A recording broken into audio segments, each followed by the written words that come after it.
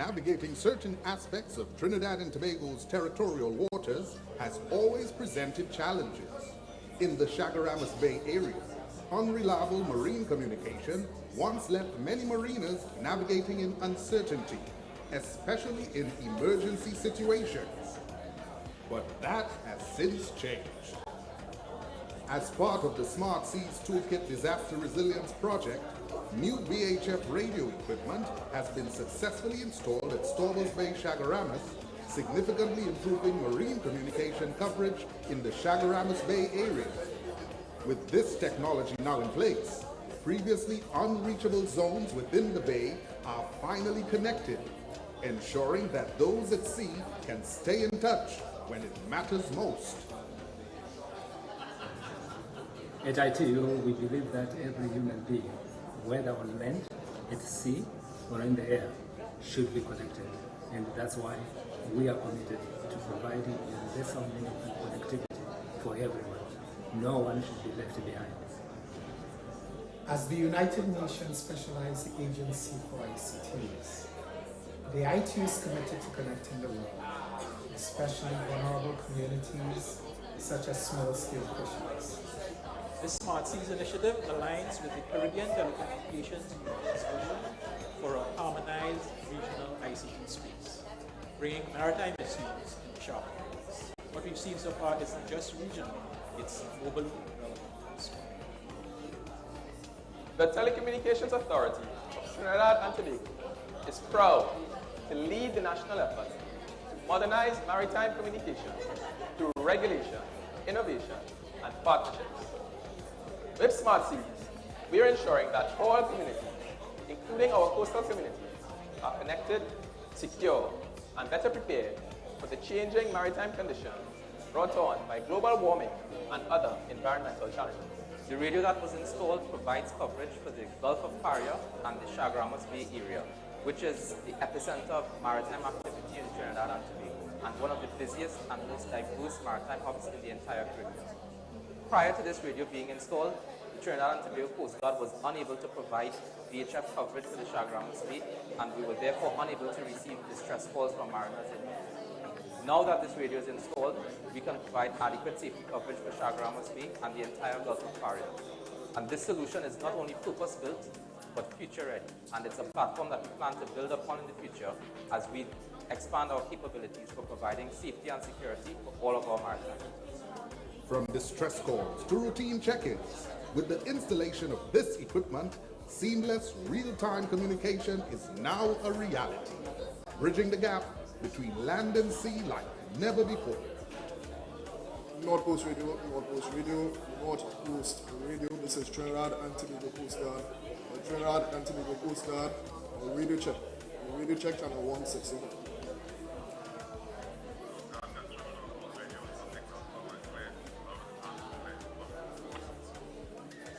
North Coast Radio, this is Trinidad and Tobago Coast Guard. Your signal also loud and clear, strength 5. Now, fishermen, tour operators, and recreational boaters can connect more reliably with the Coast Guard, port authorities, and each other, enhancing safety, coordination, and peace of mind. It's a critical step forward in building smarter, safer seas. And it's just the beginning. Smart Seas, clearer signals, stronger connections.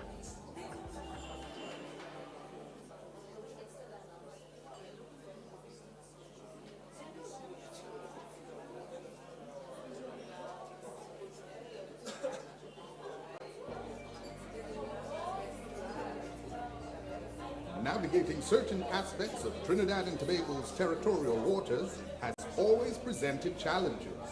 In the Chaguaramas Bay area, unreliable marine communication once left many mariners navigating in uncertainty, especially in emergency situations.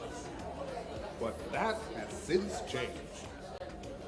As part of the Smart Seas Toolkit Disaster Resilience Project, new VHF radio equipment has been successfully installed at Stobbles Bay, Chaguaramas, significantly improving marine communication coverage in the Chaguaramas Bay area.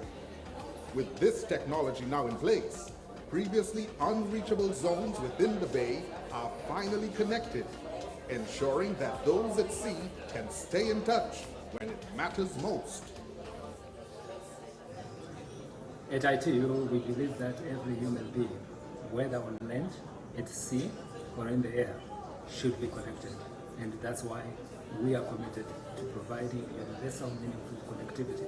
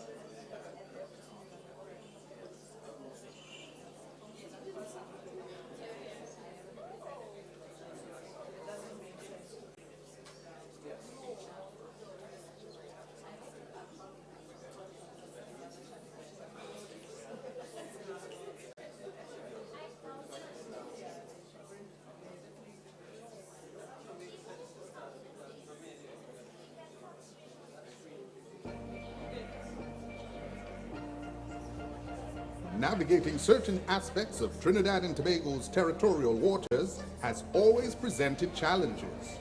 In the Chaguaramas Bay area, unreliable marine communication once left many mariners navigating in uncertainty, especially in emergency situations.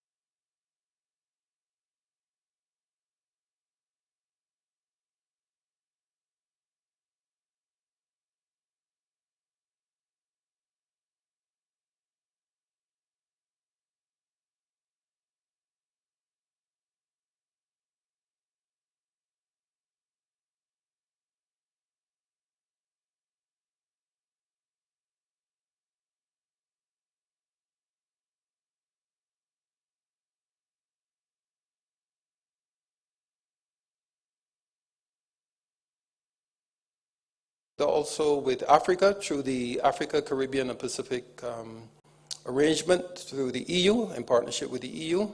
And of course, there's the African Union and CARICOM dialogue as well that takes place. And I'll speak a little bit more about that. And of course, most of our Caribbean members are members of the Commonwealth. I think we make up about 25% or so of Commonwealth countries. I see many of our country flags here.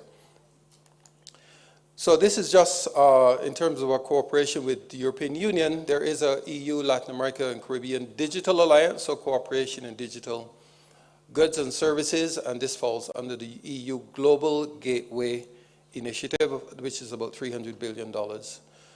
This was in 2021. Some of our Caribbean leaders are standing here having signed the agreement for cooperation. I mentioned the cooperation between Africa and the CARICOM. Of course, this is one that is of great value and excitement for us, given our shared history. Many of the African diaspora live in the Caribbean. In fact, during COVID, when the movement of people was restricted, many of the Caribbean countries launched digital nomad initiatives. In Barbados' case, I'm from Barbados, by the way. And they launched initiatives, digital nomad initiatives. In Barbados' case, it was called the Welcome Stamp. And many Africans actually applied, and it allowed for them to work remotely from Barbados without having to pay taxes and so on.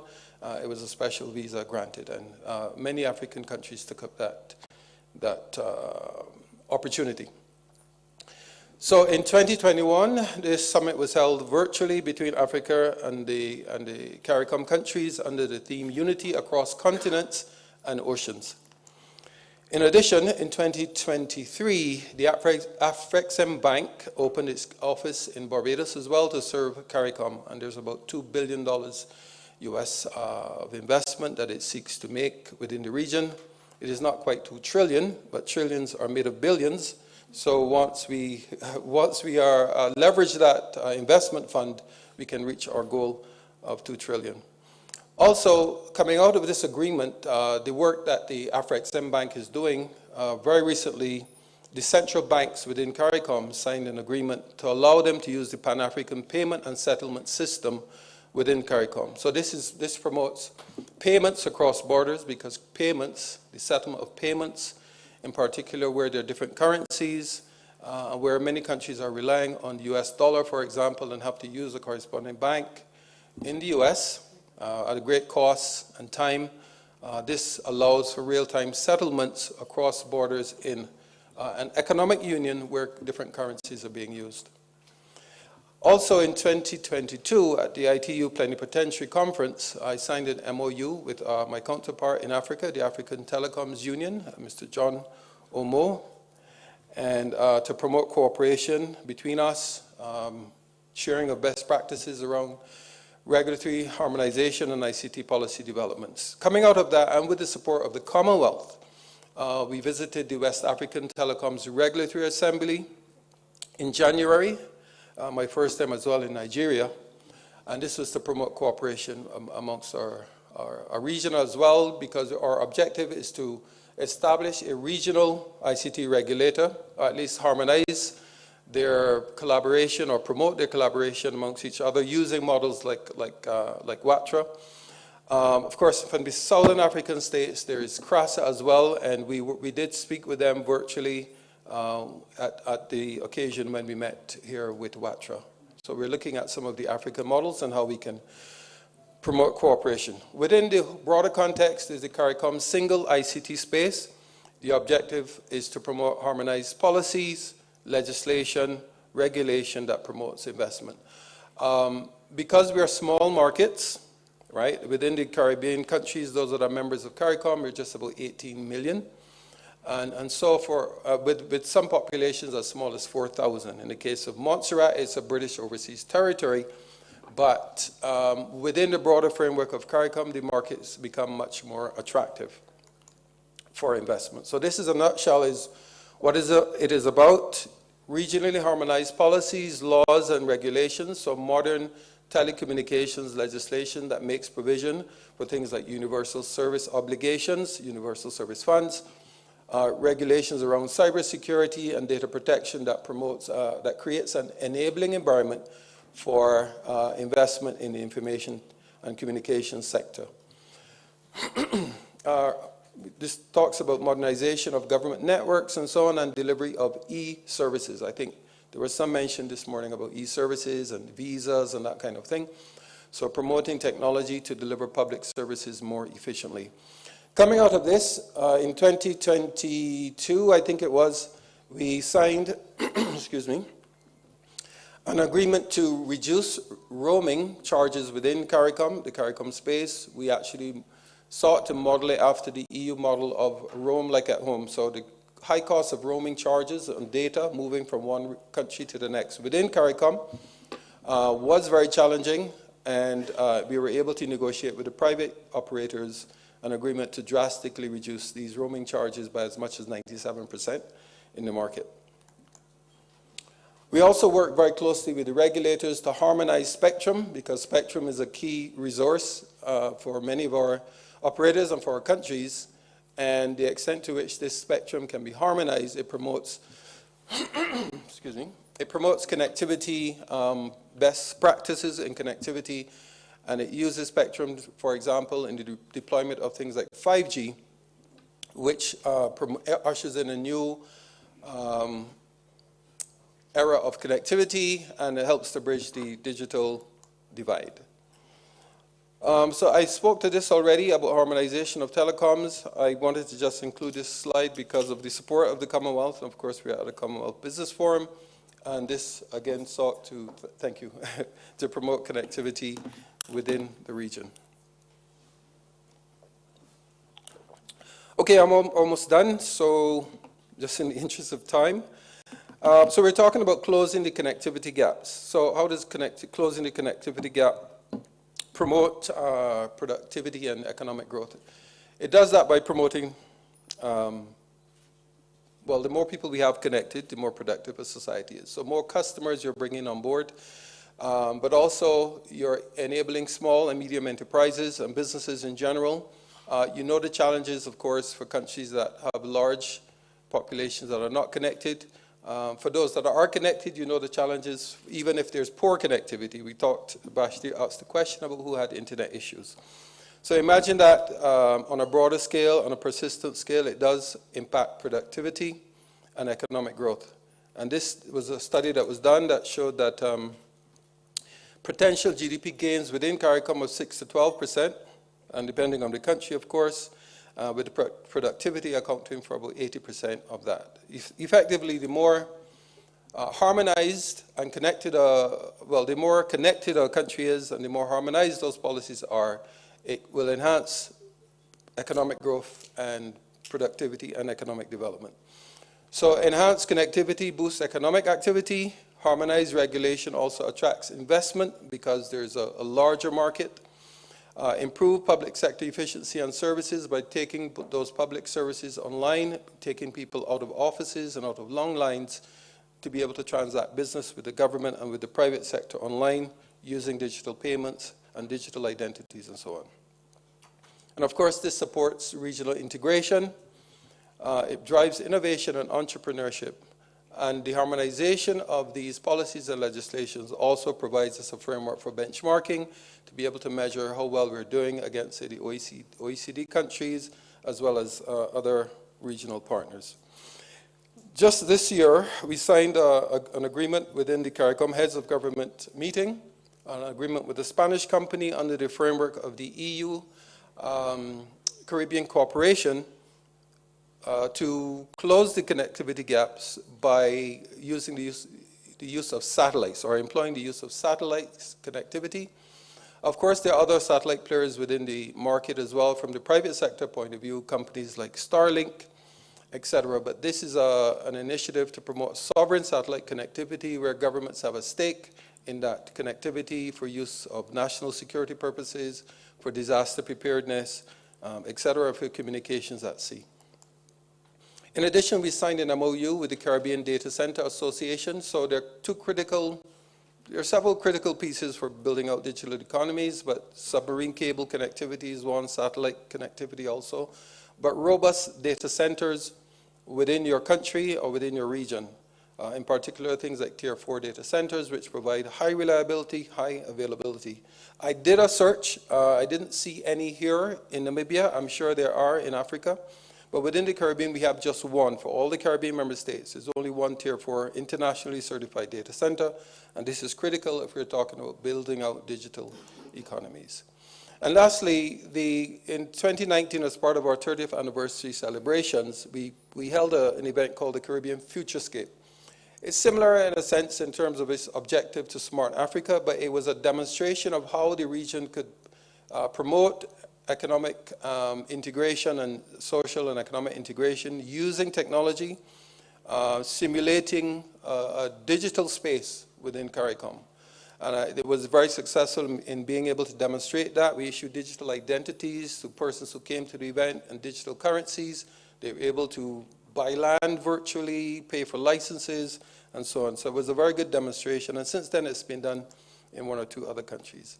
I will finish on this note. These are some of our regional priorities, but they center around closing connectivity gaps and ensuring that our infrastructure is robust and it is reliable. We are in a zone that is hit almost every year by hurricanes, and therefore that is devastating in terms of the telecommunications infrastructure. And therefore our objective is to ensure that we build robust, resilient ICT infrastructure that will help us to build the kind of economies that we want going forward. So that is it for me. Thank you all very much for your attention.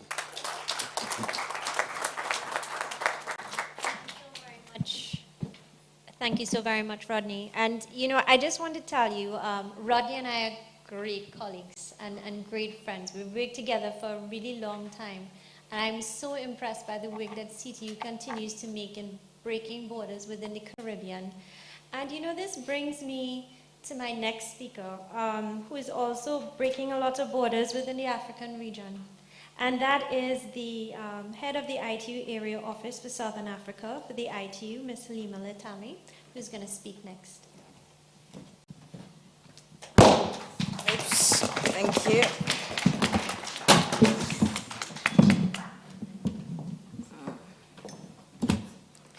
Thank you very much. Thank you very much, Vasti, and good afternoon, colleagues. Yeah, for those that are sitting directly opposite me, you can be sure I'm standing up, even if you don't see me.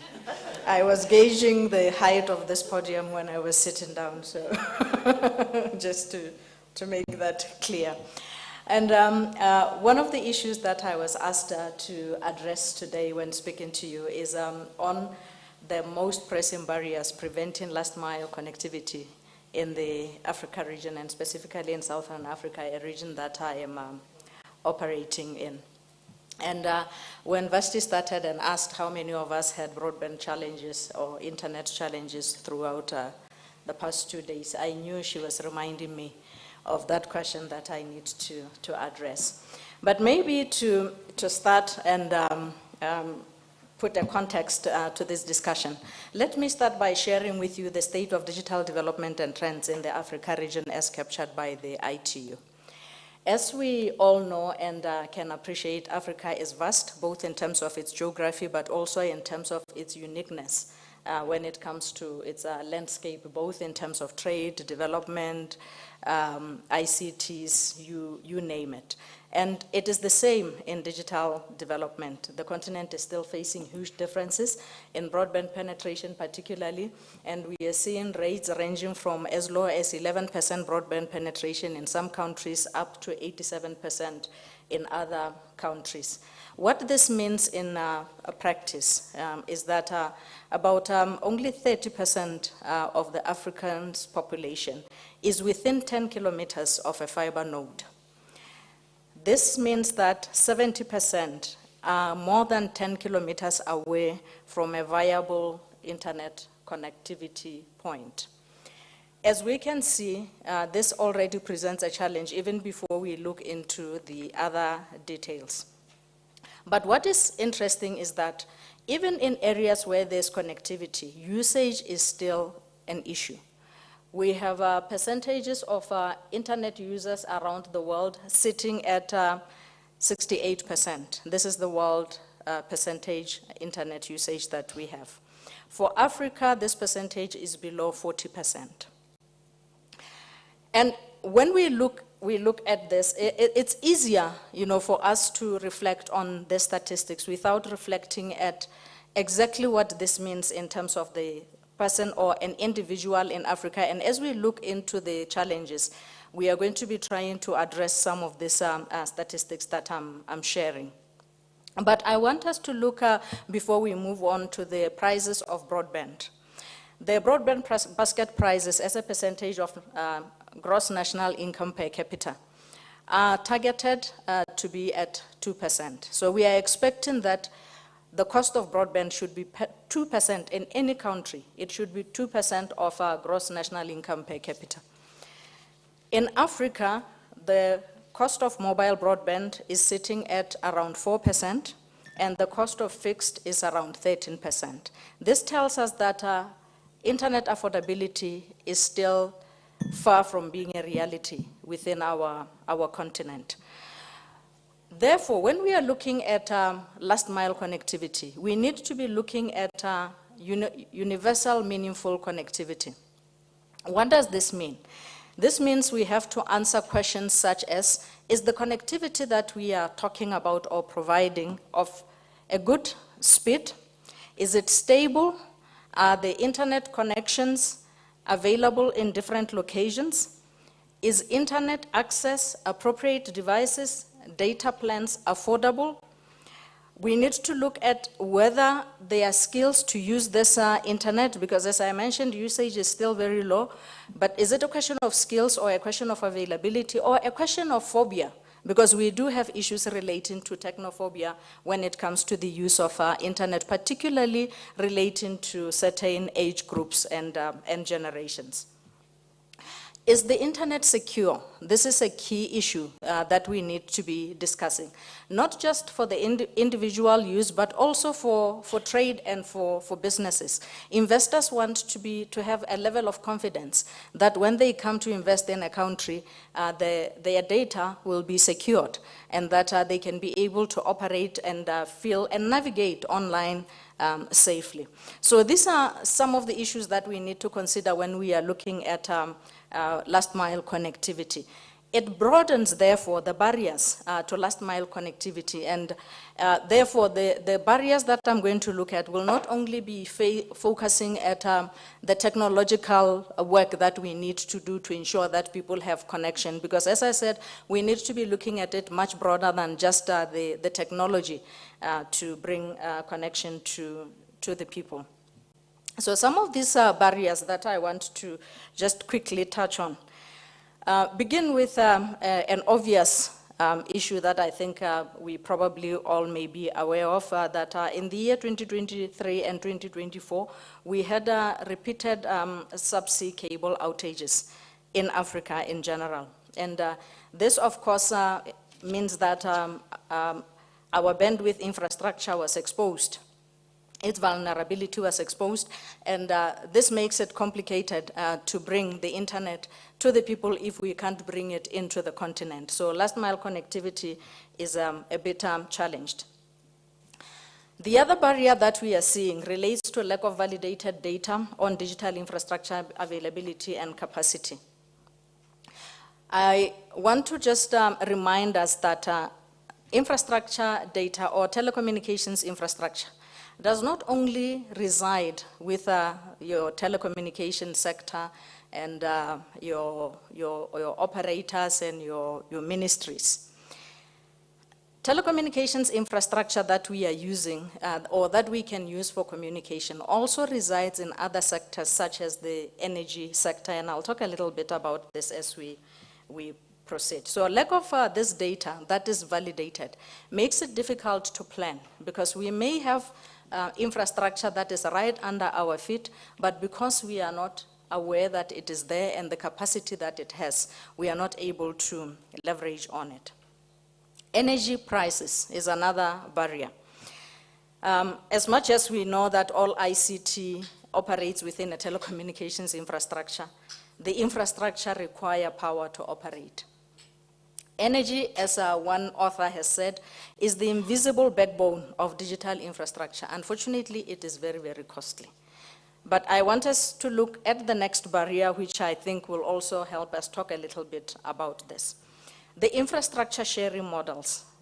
They are viable infrastructure sharing models, but they are not easy to implement. This is why last mile connectivity is not as easy as it looks. And this is because if you think about the sharing of things like telecommunications towers, there may be technical aspects to it which may relate to the load factor for the towers themselves, how much of the infrastructure they can carry. There are issues relating to the cost associated with putting up those towers and leasing them out, the management that comes with leasing out the tower space to other providers. There are challenges relating to things like leasing dark fiber. What do we mean by dark fiber? This is the kind of fiber that is resident in other sectors or provided by other service providers, but is not used. As an example, I said I'll come back a little bit to the issue of energy. The energy sector puts out kilometers and kilometers of fiber, which they use for power or to provide us with power. This fiber is the same fiber that we can use for telecommunications. And there's usually a lot of space within these fiber cables that can be leveraged for communications. I said we are not able to leverage on this because in some instances we are not even aware that the cables are there, or that the power cables that are giving us power are actually fiber, and we are not aware how much capacity this have. The other challenge that comes with this infrastructure sharing relates to the perceived need that these sectors have. You may find that the power sector, because I used it as an example, they have this fiber, but they are not able to lease it out because they need to reserve a certain amount of space to protect the national grid. And therefore, negotiations with them are not as easy as they may seem for us to use their fiber to provide connectivity, particularly to remote areas where we may find power available. So these challenges, colleagues, they are not I just wanted to pick a few because I thought it will help us to start thinking around conversations, or to start thinking around our conversation today. But I want to touch a little bit on what the ITU is doing currently to help us address some of these challenges. The first one, I'm going to say it as a very obvious thing, it's implementation of the Pact for the Future and Global Digital Compact that was adopted by the UN General Assembly in 2024. The first thing that comes to mind whenever we say this, particularly those of us from the United Nations, is that, oh, they are talking policy, they are talking frameworks. But this is key in the sense that these documents, they act as a compass. They provide us with our true north. They give us what it is that we need to be focusing on to be able to support countries as they roll out their digital transformation agenda. And therefore, implementing them and achieving the goals that are set by the member states through these documents is quite key for us within the ITU. We support countries with digital public infrastructure. Public-private collaborations around DPI are key to our mandate. And we try and ensure that it includes and focuses on key areas such as digital IDs, e-payments. And we have launched an initiative that we call the ITU GovStack initiative, where we are trying to provide reusable and interoperable digital components for e-gov services. And this we arrange in what we call building blocks. This is for purposes of allowing seamless data exchange and scalability across various government agencies and sectors. And the ITU GovStack is looking at identity management, payments, and health records. We are also rolling out digital financial services security labs, which are aimed at enabling regulators to build confidence and trust in the use of digital financial services, specifically where we capacitate or build capacity to assess digital financial service provider security compliance, to address digital fraud and enhance adoption of interoperable authentication technologies. We also support member states with policy development and reviews of shared infrastructure frameworks and regulations. I just wanted to bring this one because we are doing this work currently in Namibia, and I saw my colleague in the room somewhere, the CEO of CREN. I don't know if she left or she's still here. There she is. Hi, Amelia. You guys are doing great work in this space, and the ITU is honored to be able to work with you on this. Colleagues, the implementation of these regulations is not easy, as we can imagine, for any regulatory authority. And countries like Namibia have taken the lead in reviewing the impact of the use of these regulations and what it means for the people of Namibia and how to better strengthen these regulations.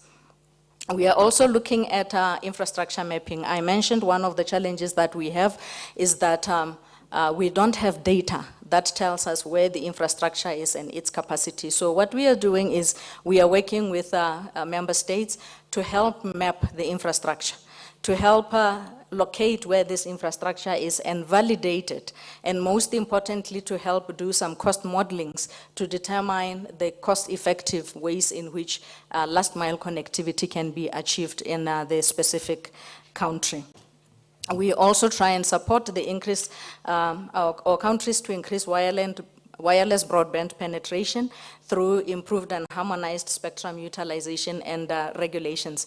For colleagues in the room who may not be familiar with the ITU, we are the United Nations Specialized Agency for ICTs, and one of our key mandates is to allocate radio frequencies and spectrum to countries. So to enable your operators, your national regulatory authorities to give you the internet and the bandwidth that you use, ITU should have allocated certain bandwidths to your country and certain levels or amounts of spectrum.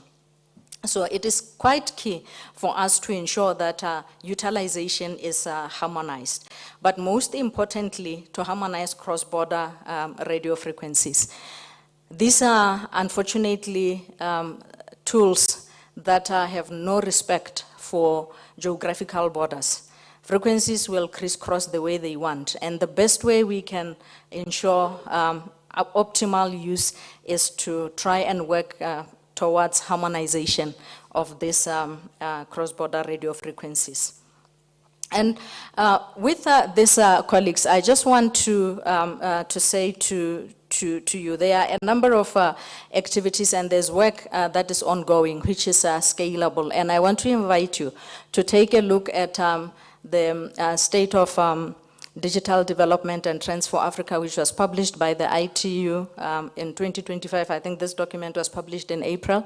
So you can just Google it, State of Africa Development and Trends, ITU 2025. You'll see the report. It's publicly available. And appreciate more in-depth statistics of what is happening in digital development in the region, but also to invite you or to let you know there are activities that are ongoing in the region which can be scaled and easily scalable to other regions. And this include, as I mentioned, the GovStack work. We have some projects ongoing in Kenya, Uganda, Namibia, Botswana, and Eswatini. The digital financial services work in Zimbabwe, Malawi, Lesotho, Ghana, just to name a few. Infrastructure sharing impact assessment, I've just mentioned the one for Namibia is the one to look out for. And then digital transformation strategy for Lesotho. And we are also rolling out Africa broadband mapping project, which will cover around 11 countries in the Africa region, 4 of which are within Southern Africa. I think I'm going to pause here and allow you to follow up if I've left anything that you wanted me to cover. Thank you very much, colleagues. Thank you, Halima. Not just on touching on some of the challenges that are faced within the African region, but increasing our bandwidth about, the wealth of projects and activities that are being undertaken by the ITU, and the ITU is literally everywhere. And I commend you on the good work that is being done within the region. Now, our next speaker, Ms. Judith E. Sunday, is the Chief Executive Officer of Cameroon Telecommunications, Camtel. But here's a fun fact about Ms. Sunday, that she's the first woman to lead a top-tier public enterprise in Cameroon. She's a stalwart in her field, and I look forward to her presentation, so I'll invite you to take the podium, Ms. Sunday.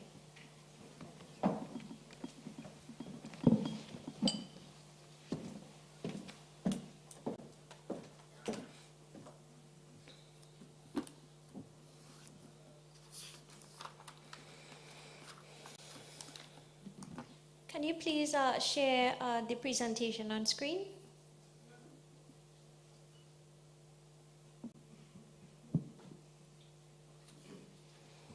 Thank you. Good evening, everyone. Hope you're doing fine.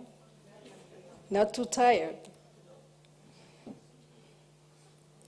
So, dear delegates and distinguished gentlemen,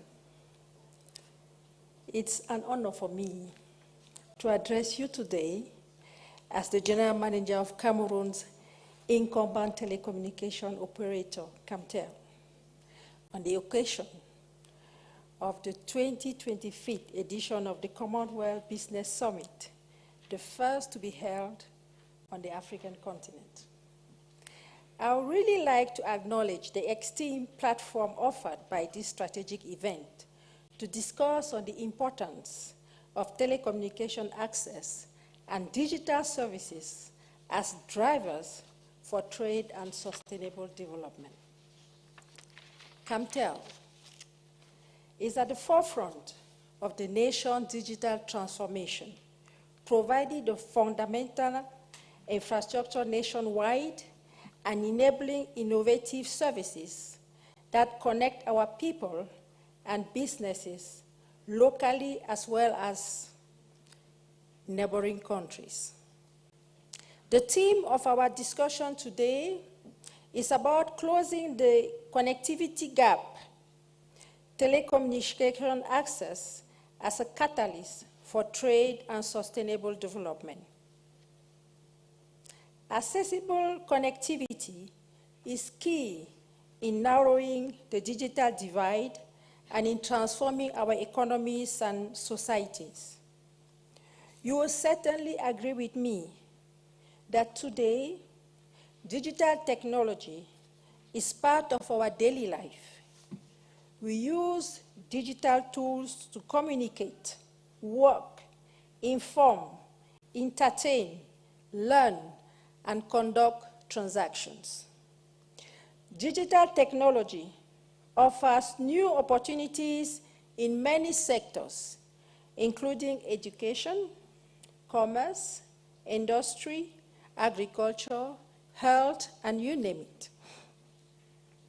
As it is stated in a 2022 study by the Economic Journal, a 10% increase in a country's level of digitalization and broadband penetration boosts its GDP per capita growth by 0.75%.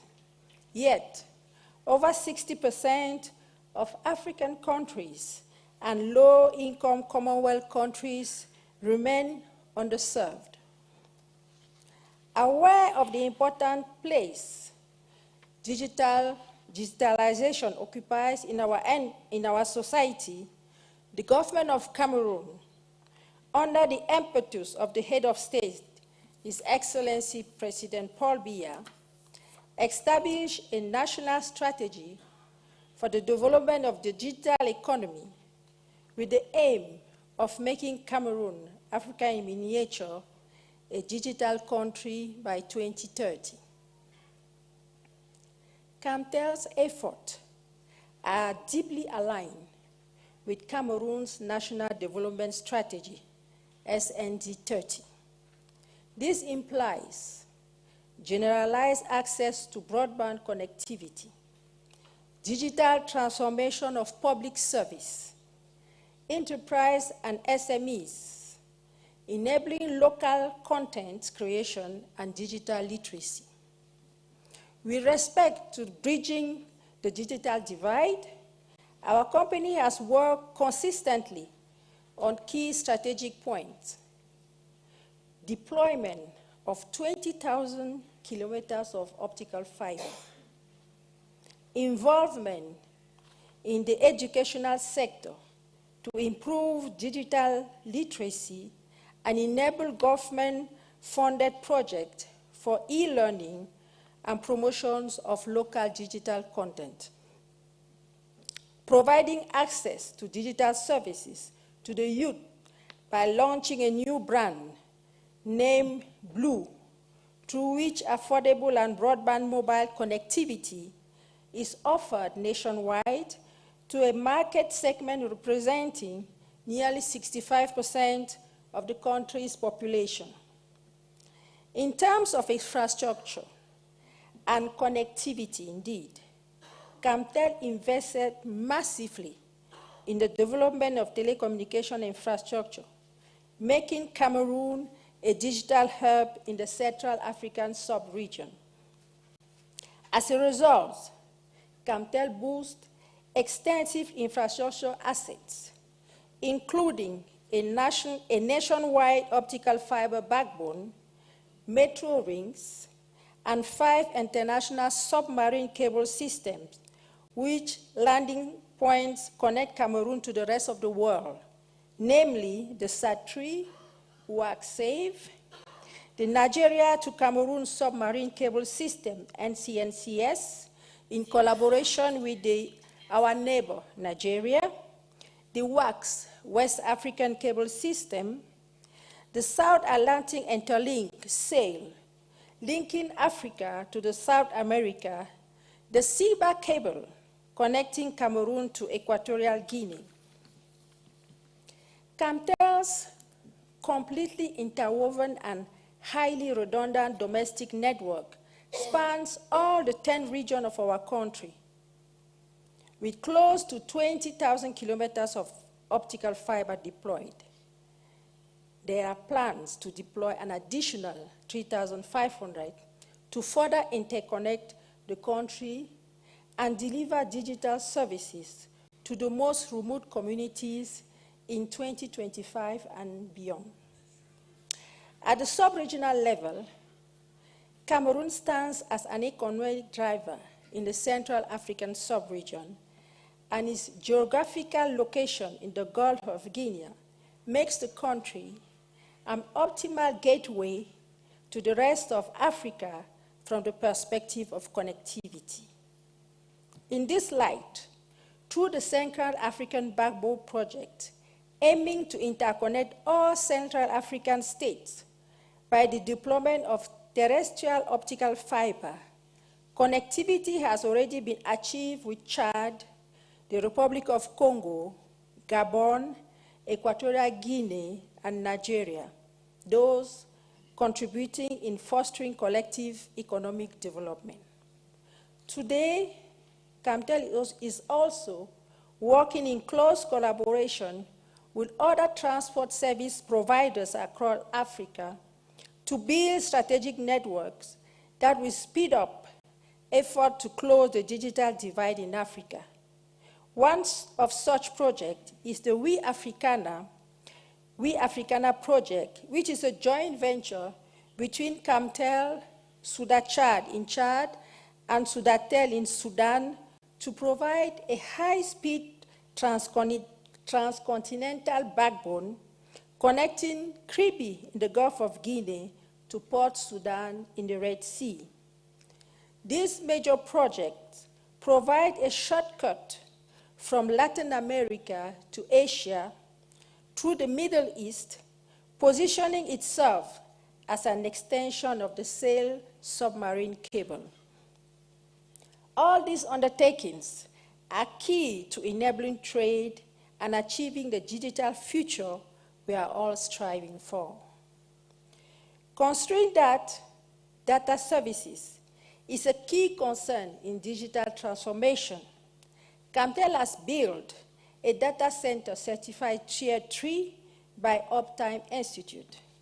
This state-of-the-art infrastructure, the largest in the sub-region, offers customized cloud services, virtual machines, physical servers, co-location services, backup and high availability services, professional messaging solutions, managed security solutions, hosting solutions, and many other services. This infrastructure is vital for data sovereignty, reducing latency, and supporting the growth of local digital enterprises. Rural areas and underserved localities are not to be forgotten. Our strategy to reach the unreached relies on a multi-technology approach, which includes accelerating mobile network coverage nationwide through 4G LTE expansion, modernizing and extending our fiber optic networks to bring it closer to the demanding users, and boosting connectivity in rural areas via satellite partnership using LEO technology. Ladies and gentlemen, all this infrastructure deployed will be ineffective if it cannot benefit to the population. Supplying access to digital services through easy, affordable connectivity to all segments of the population and developing skilled digital users is definitely crucial. As the secular arm of the state in telecommunications sector, CAMTEL has primarily worked to support public authorities in the process to digitalize public institutions and is at the heart of major digital transformation projects. In this respect, we can mention, without being exhaustive, projects such as developing our public safety infrastructure with the deployment of a nationwide public video surveillance system covering major cities and all border cities with high-definition cameras, implementation of biometric passport system, making identity verification faster and more secured, interconnection services for e-visa platform, facilitating streamlined immigration processes across border posts, interconnection platforms to support the nationwide automated toll booth system. Other major achievements include the interconnection of state universities in partnership with the Ministry of Higher Education, which intends to level up our education model, promoting e-education, and also the interconnection of regional hospital centers in conjunction with the Ministry of Public Health to enable e-health services. In the financial sector, CAMTEL has been instrumental in delivering financial and banking transactions, online banking, as well as e-taxation, optimizing business processes. CAMTEL is strategically expanding its services portfolio to include Blue Money, our mobile financial services platform, which aims to offer a comprehensive suite of services, including peer-to-peer money transfers, bill and merchant payments, airtime purchase, to reach unbanked and underbanked population, particularly in rural and semi-urban areas, as well as providing convenient solutions for SMEs and individual entrepreneurs.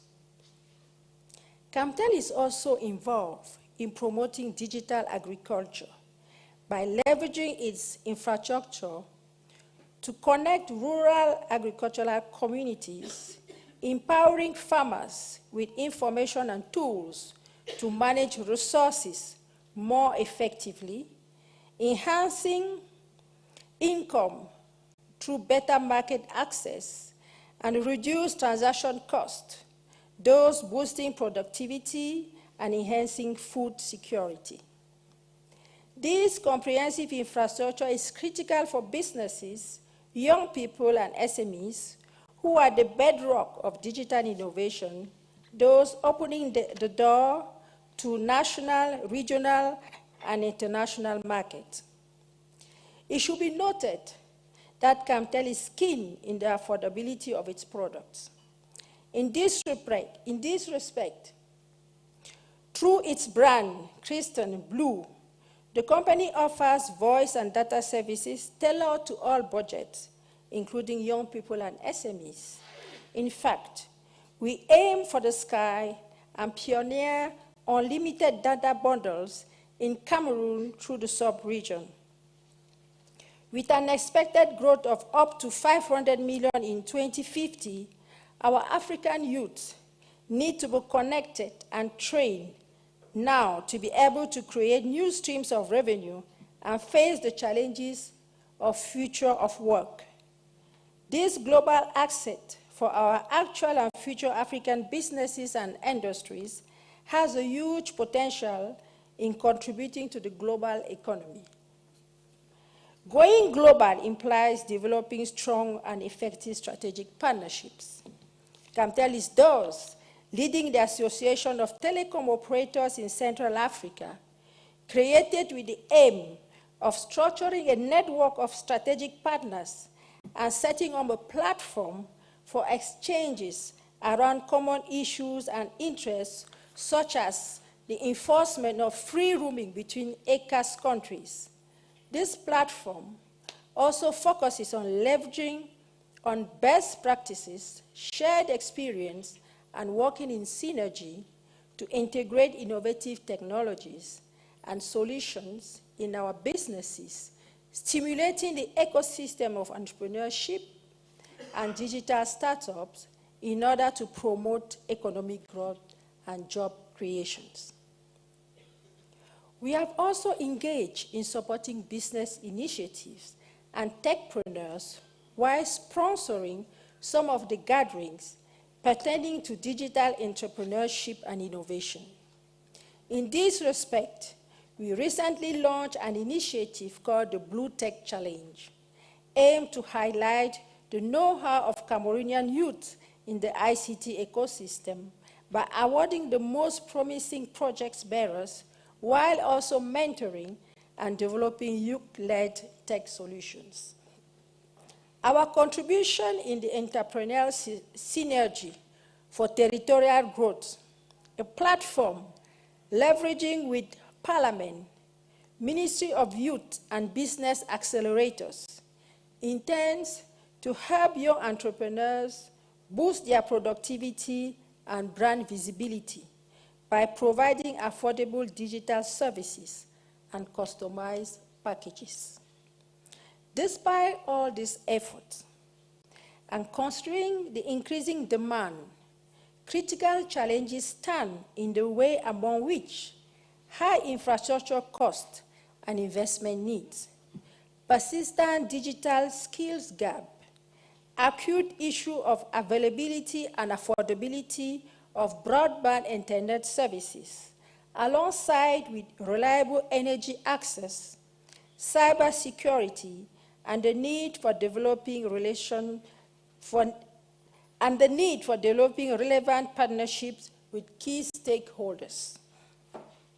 Addressing these issues require, without being exhaustive, sustained investment in resilient and future-proof infrastructure through innovative funding models, improvement in our green energy infrastructure, including solar-powered towers and energy-efficient data centers, capacity building with universities and academics to enhance local content and digital literacy, conforming to cyber policies and regulations, and strengthening regional and international collaboration for strategic partnership. standardize and scale digital skills, and interregional trade. It is an opportunity for us to accelerate our country's growth and to position our continent at the forefront of the global economy.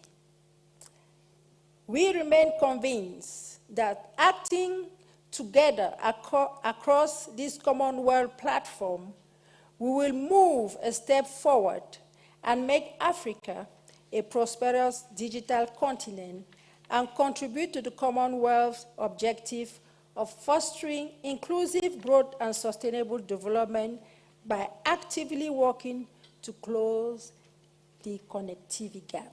Thank you very much for your kind attention. Thank you very much, Monsieur Sunday. And I'm very excited to hear about the Blue Technology Initiative. I see you are the ambassador for the Blue Technology Initiative. Now, I just want to know, before we move on to our final speaker, I know that you all are on your phone because you're fact-checking. Yes? Alrighty. So here's why this session is going to be a little bit different. Because while you're doing your fact-checking, I would like for you to give some thought to some of your questions that you would have for our speakers. Because we have decided that we're going to dedicate a certain portion of our session today to hear a lot about what you think and a lot about what questions you may have. So please do pay attention, fact-checked away, and save your questions for the Q&A segment that is going to proceed in a little bit. So without more, I'm going to introduce our final speaker, who is no stranger to the international developmental field. Ms. Eleanor Sarpong was formerly the Director of Policy and Advocacy for Digital Inclusion at GSMA, as well as the Deputy Executive Director at the Alliance for Affordable Internet. Today, she is wearing the hat of advisor for sister organization, the Commonwealth Telecommunications Organization. Over to you, Eleanor. All right, thank you very much, Vashti. And the challenge with doing a session right after lunch is that you have to try and keep everyone awake. But I'm going to try my best. When I was coming to Namibia, my daughter asked me, so what are you going to do? And I said, I'm going to speak about digital connectivity. And she said, what's that? So I have to break it down to a 4-year-old. And I said, it's like a magic window that you create. Digital connectivity is like a magic window that allows you to speak to grandma. It allows you to play games that you're interested in. And also it allows you to learn new things. And if you think about the fact that roads, we've created roads, and roads allows us to use our cars to get to places. That's what digital connectivity does. It creates opportunities for us to learn more and to be informed. And I don't know if, well, she nodded her head and she was very happy, so I suppose I did a good job with that. So I'm going to speak a bit about the Commonwealth Telecoms Organization. I know the Commonwealth has a lot of organizations, but this organization, we are about 125 years old, and our work has been mainly focused on telecoms services, offering policy and legislative support, and then as well as capacity building. So before I start, I'm going to just have a brief video by our Secretary General Bernadette Lewis, and who couldn't be here today because she's at the ITU event in Geneva.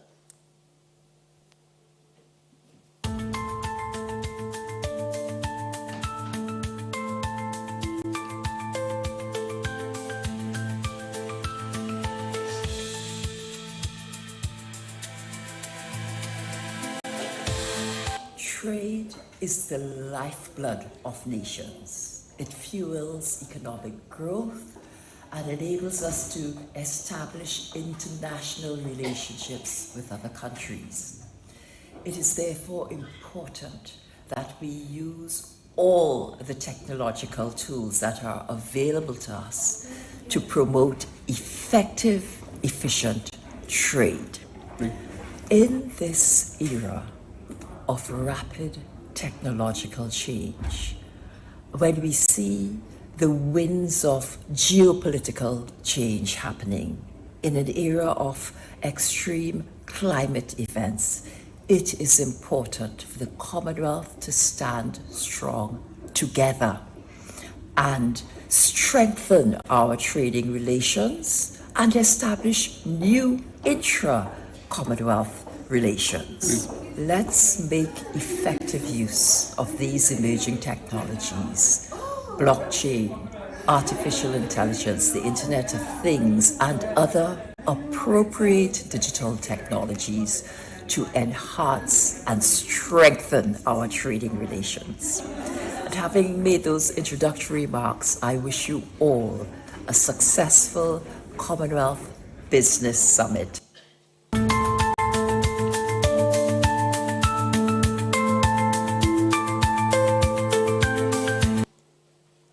So one thing that Bernadette, SG Bernadette mentioned is about the role of the CTO, and as we're looking at the various environments that's happening, the CTO has also been evolving with time, and now we are actually focused more on the area of digital transformation.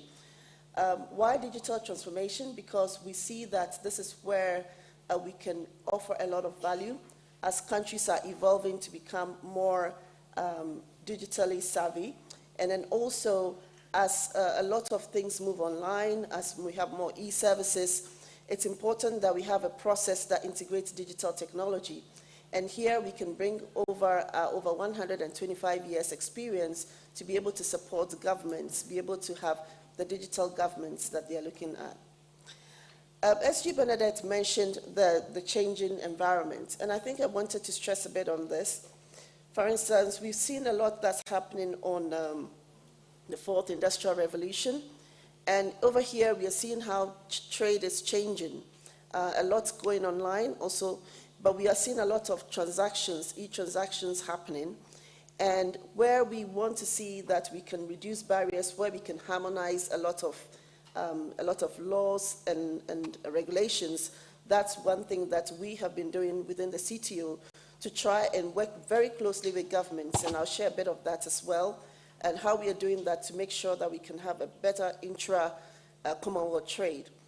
We're also speaking about climate change and some of the climate shocks, and I think that SG Rodney also talked about what's happening within the Caribbean as well. We see some of the climate change, and again, some of these extreme weather patterns calls for a different approach when it comes to digital transformation, and how we can be ready as governments to be able to offer services not just to our citizens, but also to the businesses that reside in our countries. And then again, from yesterday even to the dinner, there was a lot of talk about shifting geopolitical alliances and what that means for businesses, what that means for the Commonwealth as well. And over here, we see that also regional trade alliances are shifting. So there's a lot of focus for us within the Commonwealth, and from the CTO side, we've been working very closely with a lot of regional blocs to try and see how we can have a more targeted approach towards supporting trade opportunities, but underpinned by digital transformation and connectivity. So for us at the CTO, I've mentioned the two key areas that we are looking at going forward, and that's something that we're going to be really highlighting on in the coming years, is the digital government. We know that a lot of governments not only have signed on to the UN SDG goals for 2030, but are also looking at, we've said that we want to hit a 2 trillion intra-trade target by 2030. Now, 2030 is not far off. It's actually less than 5 years away. So this is really ambitious. It means that we have to have a very robust system, a very robust process, and digital government that starts today. So underpinning that is very good connectivity, and we are still a bit far off from getting that reliable connectivity that is affordable and that is accessible. And this is where we have been working very closely with governments looking at some of the legislations they have in place, what kind of policies they have to be able to attract the right investment. We're also looking at space policy, for instance, working very closely with some of the satellite companies like Viasat. We're also working with some of the LEOs that are coming into market to find the right environment that's going to support businesses, but also support us in our connectivity efforts.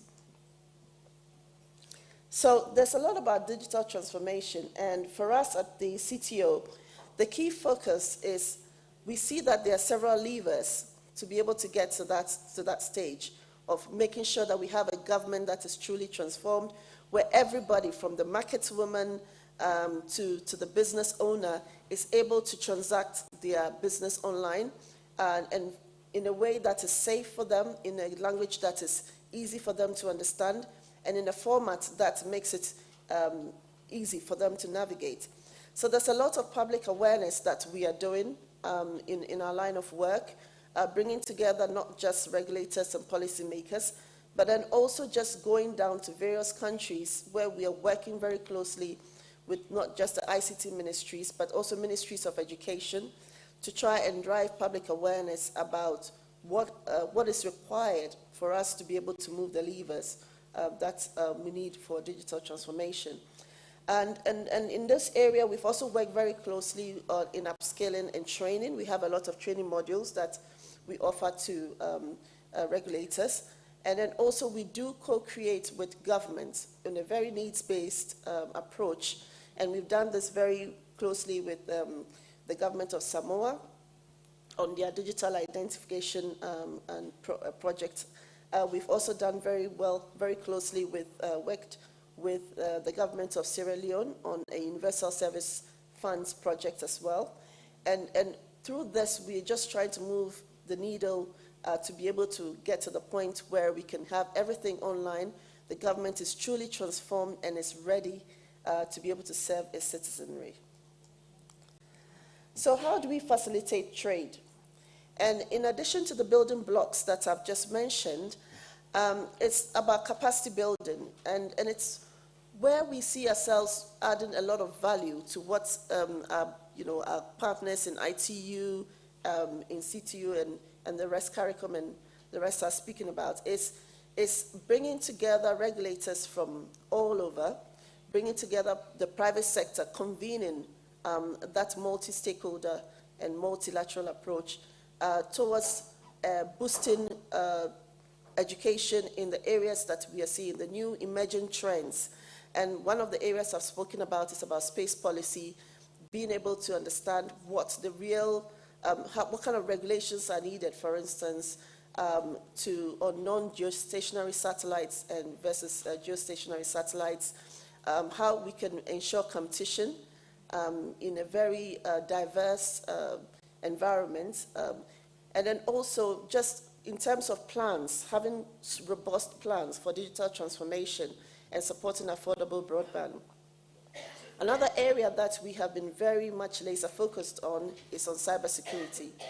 And cybersecurity for us is very critical because we can't just have systems that are not resilient. We've seen a lot of cyber shocks and a lot of cyber attacks. I live in the UK, and Marks and Spencer had a huge cyber attack, I remember. NHS, so we couldn't even schedule blood appointments. So a lot of our countries within the Commonwealth are not exempt from this. And so for us, we've been working very, very closely with a number of governments in this area on cybersecurity, carrying out national cybersecurity maturity index. We've been looking at legislations. We've looked at data protection laws as well, and I'll speak a bit to that. And then also just making sure that we have real cyber hygiene with citizens as well. I mean, because it's important that they do understand how to protect themselves online, but also ensuring that we have institutions that are protected from cyber attacks. And we couldn't do this without our partners. And I'm so happy that I'm sitting on a panel with a number of our partners, right? Everybody here is our partner, right from COMSEC as well. It's very important that we are not working in silos. To be able to achieve digital transformation, a lot of partnership is required. And for us, in this room, and when it comes to trade and all the other segments, we need a very whole of government approach. Because often when we speak about digital transformation or the digital economy, sometimes people think we should box it just to the Ministry of ICT or the Ministry of Digital Economy. But we need to be bringing a whole of government approach. We need to speak to Finance Ministry, Trade. We need to speak to bring together education, and then the private sector, academia. So that's exactly what we do. And we're always looking for partners. And that's where I really want to come to this, that we need to have those conversations. We're very much looking forward to working with a lot of partners, especially those in the private sector, and seeing how we can move the needle to be able to achieve the digital transformation that we want. And so this is a very lovely photo we took during our digital week in London about 2 years ago, right in front of Pall Mall. And here we convened a whole stake of regulators, policymakers. We had the head of the ITU, Doreen, there as well. And it's just to have that discussion where we can look at some of the good practices that we are seeing and how we can share ideas and more importantly, have a robust plan that would support countries going forward. So I look forward to having a conversation with you, and I'll speak a little bit more about our new roadshow that we're having. This is the Commonwealth Digital Roadshow, and this is one of the things we are thinking about. We're planning to go to about 33 member countries, where we're going to be bringing a lot of innovations and technology, but also looking at the various policies within the countries that we are visiting and seeing how we can best support them in order to achieve the digital transformation. So it's very much one that will be coming to a country next to you or a country that you live in. So please reach out to me and I'll speak to you, give you some more details about it. So thank you very much. Thank you very much, Eleanor. So I know that this has been a lot of very super cool, absolutely amazing information that has been presented to you.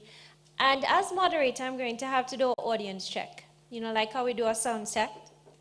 So I'm going to ask you what day of the week it is. It's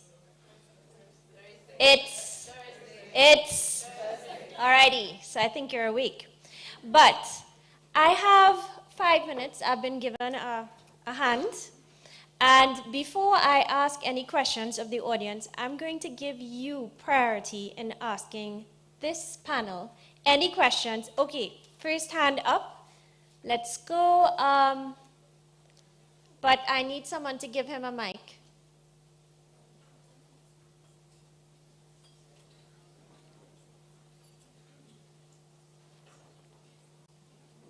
This is when Niels was supposed to have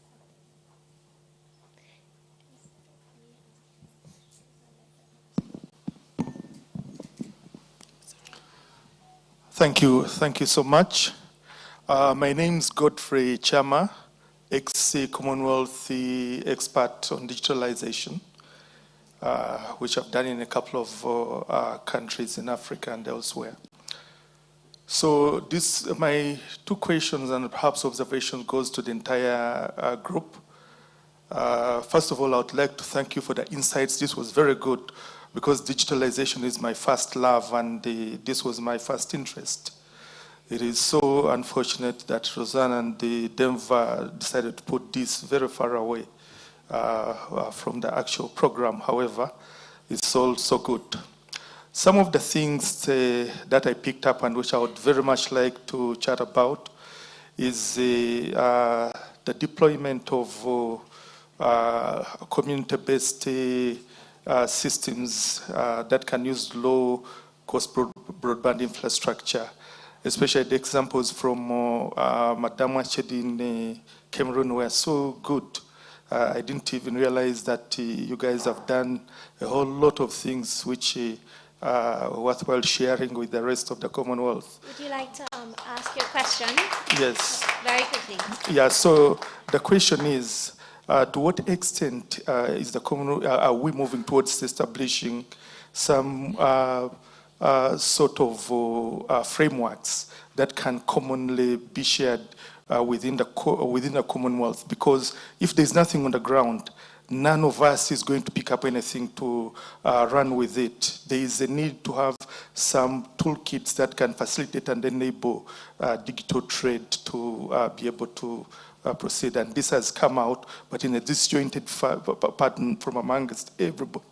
So what, for example, the lady from City or Mrs. Sabong is proposing to do is also quite good in that regard. So I can ask my panel this, you know, in terms of common frameworks that are on the ground that can be implemented. Before we come to your question, I'd hand this over to my panel. Perhaps I can start with you, Halima, with regard to common frameworks. Thank you very much, Vasti. I think the issue of common frameworks is an issue that we are always discussing, I think, in every forum. And as one minister in my country has once said, they said that we have mastered the art of documentation in Africa. We still have to master the art of implementation. And while the frameworks for me are quite key, I think I want to take your contribution a little bit or a step further and say, what can we do with the existing frameworks to ensure that they are implementable?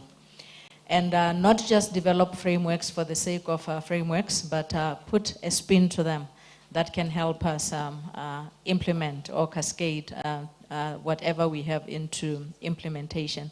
And yes, we continue to develop them. We continue to bring countries together as a characteristic of organizations like ours.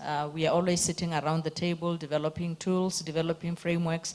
But I think we really need to speed up our efforts into and move, you know, seriously into implementation.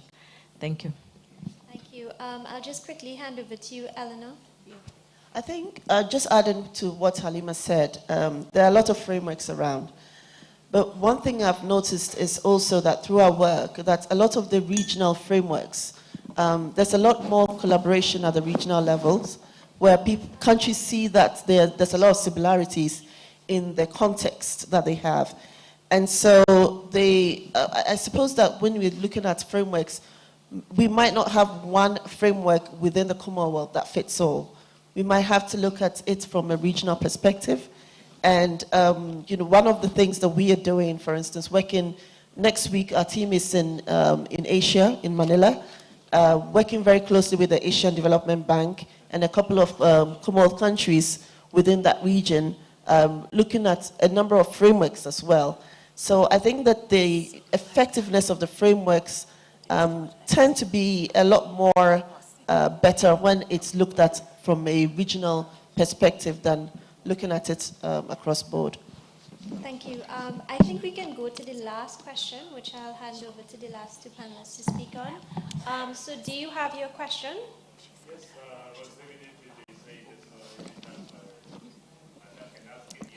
Yes, Yes. my question is why in Africa, our neighbors don't move faster to e-electronic to reduce congestion at the borders? Because now the economy has started getting suffer because there's a long queue of tax spending there, backlog. Instead of moving faster to electronic system, automation. And then so how can we unlock the investment that is there for ICT infrastructure? ICT infrastructure. So I'll hand over to Ms. Yasande, who's going to take that.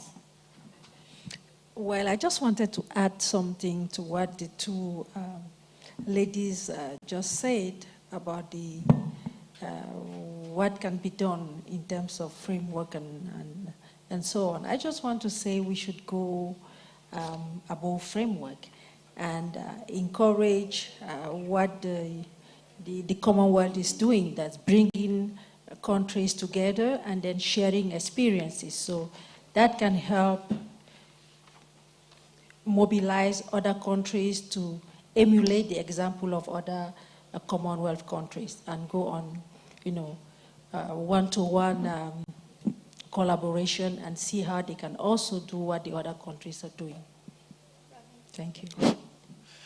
Yes, thank you. So there are a number of players in the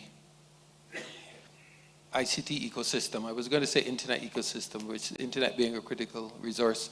There are many trillion-dollar companies. We call them big tech companies. And we believe in the Caribbean what we've done coming out of our roaming, the reduction of roaming charges within the region is sought to bring all of these players on board to contribute to the investment of the infrastructure. So I noticed actually that one of the submarine cables that comes to Namibia is actually a cable that was implemented by Google. So we want to encourage these sorts of investments by the companies that are in the internet economy, providing content, providing critical infrastructure. We believe that this can help to drive down the cost of connectivity. And of course, we work with partners like the World Bank, the development partners. We've worked with the World Bank, for example, on the implementation of a Caribbean Regional Communications Infrastructure Program. So there are a number of solutions that I'm glad the ITU answered the question first, because we also rely very heavily on the ITU that does a lot of studies. And I don't think that it is not that we don't know what to do, but it's just the question of going ahead and doing it, what needs to be done, implementing actually what we've agreed to implement. Thank you. Now, I'd like you to give the best round of applause for the only panel that made its time, but also the most interactive panel for this summit. So thank you very much. Thank you once again to our moderator, Vashti Maharaj, as well as our panel. If we can quickly capture the moment for a photo opportunity, if our photographers are present. Ladies and gentlemen, we are slightly behind time. A kind reminder that we have an official closing ceremony during which the National or Namibian Broadcasting Corporation will be airing that live, and hence it is important that we stick to the time frame. So without any further ado, we will have a very, very short comfort break. I don't actually, if I may, since that the program is in my hands, suggest that we leave the room, because we've seen it's quite difficult to get everybody back into the room. So if you really have a pressing need to be out there, you're welcome to leave. Otherwise, please remain seated. And I think at this juncture, I'm going to let us then run over to our next panel discussion. I see our moderator is present. I just want, by show of hands, to get an indication if all our speakers for the high-level segment is present. That would be Dr. Yemi Kale. Mr. Epson Wangotia is here. Wanguta, my apologies. Mr. Neil Bradley is also here. And then for our panel discussion, Dr. Jonathan Pinefolo, by way of hand. There we have him. Thank you so much, sir. Ms. Shona Tatchell. Fantastic. Mr. Neil Shonard is also here. Dr. Graham Bright. Thank you. And Mr. Wiza Jalakazi. Thank you so much. So we've got everyone in the room that we need here. In the meantime, I'm going to call on our moderator to kindly make her way to the stage, and she will then further introduce the topic. That is, of course, our moderator, Dr. Nangula Wanja, CEO of the NIPDB. Ladies and gentlemen, we'll have announcements right after this session, so we kindly ask that you do not leave. In fact, please do not leave until the official ceremony has been concluded. Thank you so much. Thank you very much, Rocher, and good afternoon. Wow. I thought we are over the graveyard session already, because normally they said the graveyard session is just after lunch. By now, I was expecting everybody to be energized, ready, busy, jumping up and down already, excited because we were told yesterday we must get started to work, and we are getting closer to that. The talking is about finished. Just 1 more hour, and the talking will be over. Then we can start working. Aren't you excited? Yes. Oh my goodness, you are not excited. I am definitely excited. And excitement, excitement is contagious, so I will get all of you excited. So we are now going to talk about finances, and we have had quite a number of discussions, and we know that our talk today is really about, yes, policy, partnerships, innovation. How does that tie into financing? And a wise person long time ago said, money answereth all things. I don't know how many of you have heard that one. So without money, there is a few things that we would love to have done, but we might not be able to do them. And that's why I'm sure that today I will be joined by a group of bankers and others that will help us to make sure that we understand how do we raise the capital that is necessary to meet the trade ambitions that we have set for ourselves. So I will call my first, I think we have got this in 2 segments. Oh my goodness, I know it is already challenging, and now you are here, and I'm telling you, we have this one in 2 segments. So the first segment are the gentlemen. Hey, I don't know about the other one, but it's quite a number of gentlemen that are going to join me so that they can make high-level statements. And I would like to have those ones on stage. I don't think we can accommodate everybody at the same time, so I would like those gentlemen to come up on the stage. Dr.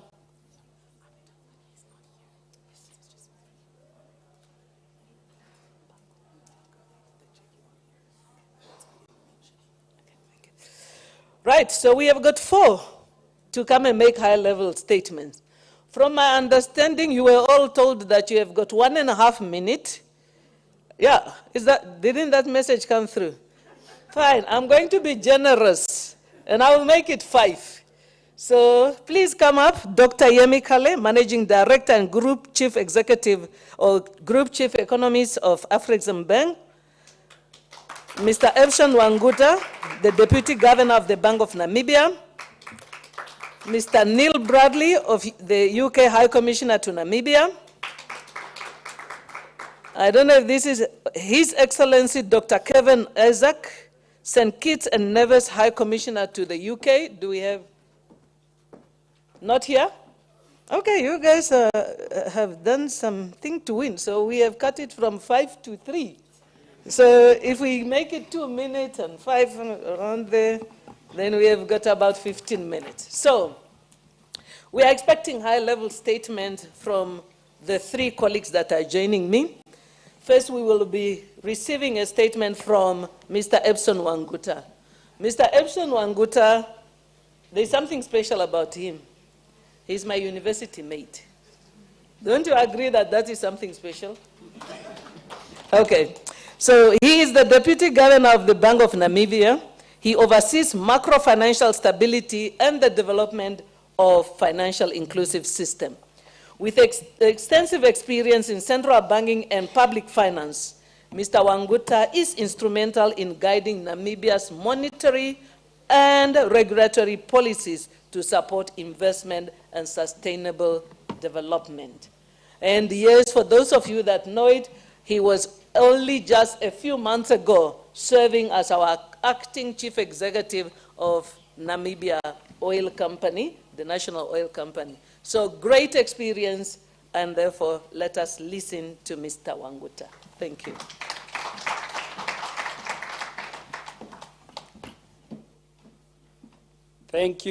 Thank you, Director of Proceeding, Dr. Nagula Wanja.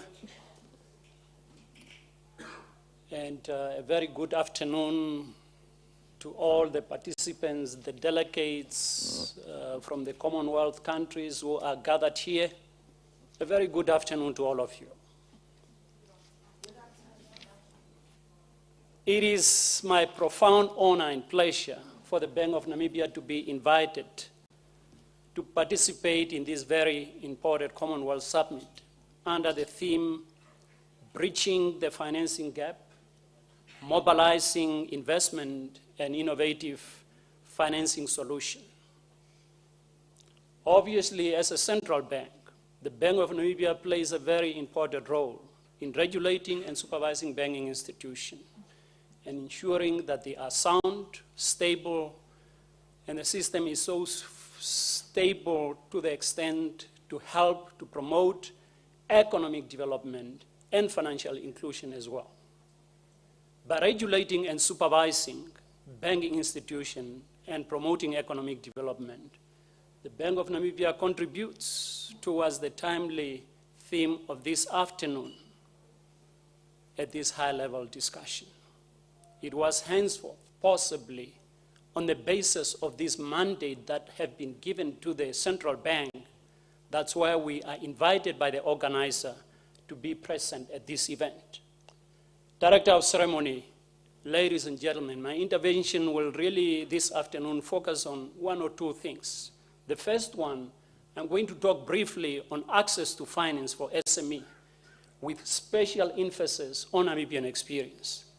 And then I will also briefly zoom on the evolution of the digital payments, because there is a digital payments that is really taking shape, and how it will help us to enable access to finance in Namibia and in Commonwealth countries as well.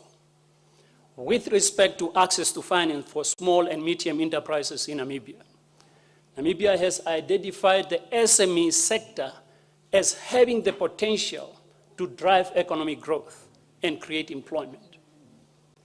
We do not really have a tangible number in terms of how much SME sector is contributing towards GDP. But some of the studies that were done around 6 years ago, they were indicating that the contribution of micro, small, medium enterprises to growth to GDP is about 12%. Of course, possibly after COVID, certain things may have shifted, and we need new data for that. According to the International Finance Corporation report, financial institutions, which include banking institutions, as well as development finance institutions, continue to be the most important source of funding for businesses in Namibia, accounting for more than 90% of total SME financing in recent years. However, SME in Namibia, like other member states of Commonwealth, are still facing a number of challenges when it comes to access to finance. The issue of access to finance for SME in Namibia and other Commonwealth member states is characterized by the following 4 challenges. 1, limited access to credit. SME often struggle to secure financing due to lack of collateral and insufficient credit history. In this regard, measures are supposed to be put in place in Commonwealth countries, for instance, like credit unions, etc., to be able to collect positive and negative information about borrowers in order to ensure that SME get access to credit. Second, the issue of high cost of capital is quite critical. SME in Namibia face elevated borrowing costs due to the perceived high risk of default, which limit their access of affordable financing.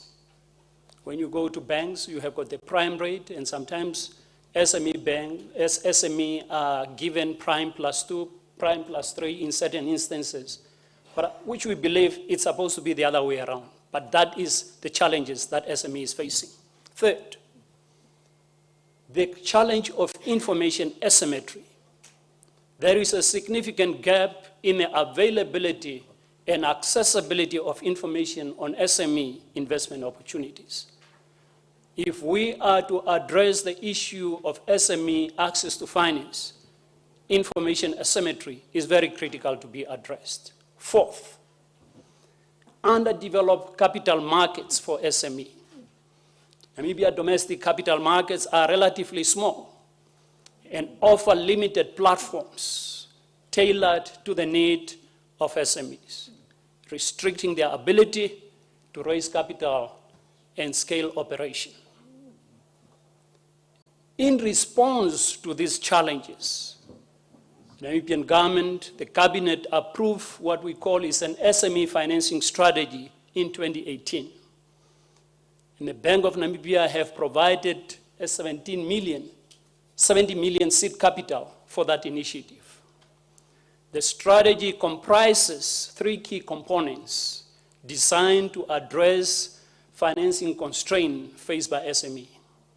1, we thought that it was very critical to establish what we call is a credit guarantee scheme. It helps with access of SME to finance. Second, the issue of having limited access to credit also boils down to capacity. Then we are talking about the facility of mentoring and coaching program. You cannot just have a credit guarantee scheme and you lack mentoring and coaching program. We put that in place. Third, we also need a venture capital fund. There is no way that we can have dynamic trade without starting new SMEs and new business initiative. That's why venture capital is very crucial.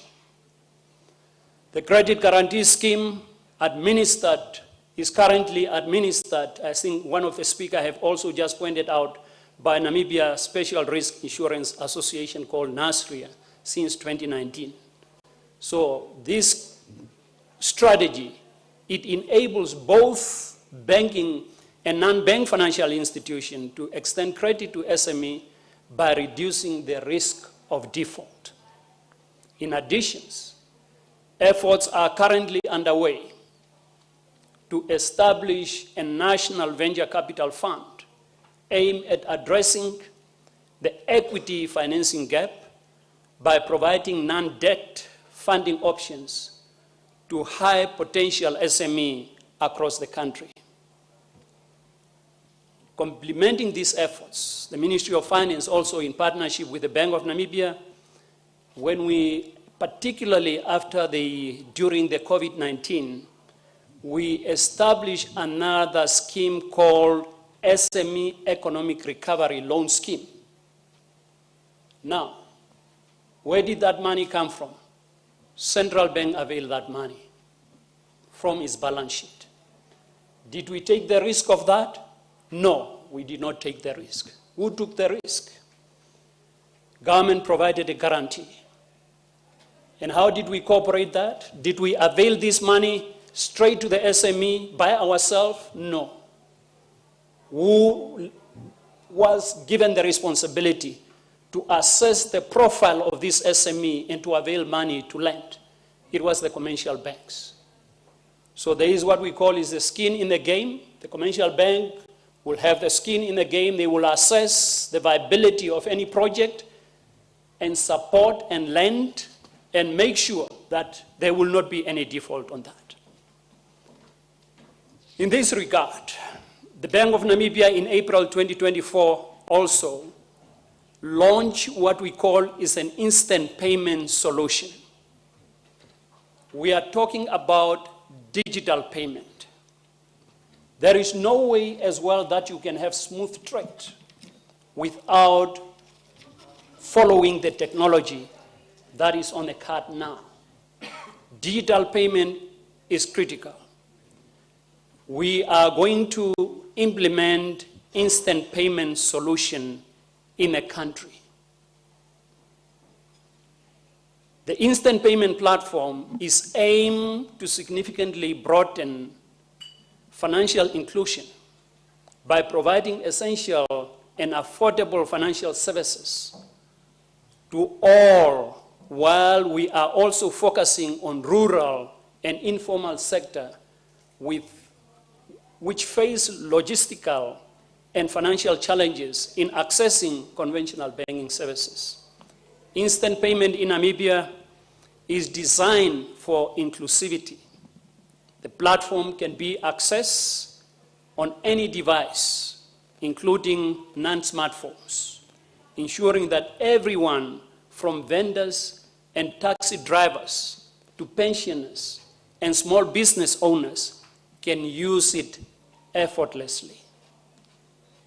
Instant payment is going to improve financial inclusion, is going to enable more access, and is also going to increase the velocity of money into circulation. Now, when you increase the velocity of money, you increase economic transactions.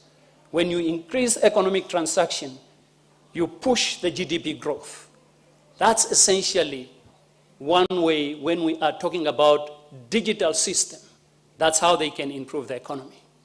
Moreover, the bank has also established an innovation hub which enables the integration of fintech solutions into the market by putting in place appropriate regulatory frameworks, enhancing dialogue, among others, among fintech and regulators, as well as connecting stakeholders with financial ecosystem. In as far as the banks are concerned, they have embraced digital transformation so as to provide innovative financial solutions. In conclusion, ladies and gentlemen, Namibia is making substantial progress in modernizing its financial sector through enhancing access to finance for SME, by addressing the critical gaps through optimal tools such as credit guarantee scheme and venture capital fund. Furthermore, the implementation of instant payment solution is envisaged to promote and unlock access to financial system, particularly for the marginalized and those at the bottom of the income pyramid. Continue effort in the regulatory ambit, such as providing opportunities to startup to showcase their proof of concepts via Bank's Innovation Hub, will go a long way towards strengthening the digital economy in the country. My final word, as the former chair of the US Federal Reserve said, Janet Yellen, sound monetary policy and effective regulation are not an end in themselves. They are tools for promoting a healthy economy that works for everyone. Guided by this principle, we remain committed as a bank to building a more inclusive, a resilient, and a forward-looking financial system for all Namibians. I thank you. Thank you. Thank you very much, Mr. Wangota. I have just been informed that our time is running out, so I will ask my remaining panelists to really stick to the 5 minutes.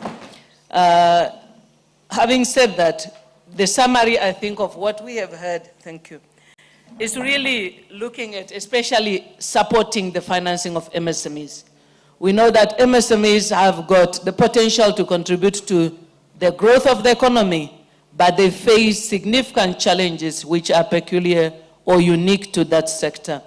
And we have heard that the Bank of Namibia and the Namibian government, as well as the commercial banks, are collaborating to come up with innovative products that respond to that market.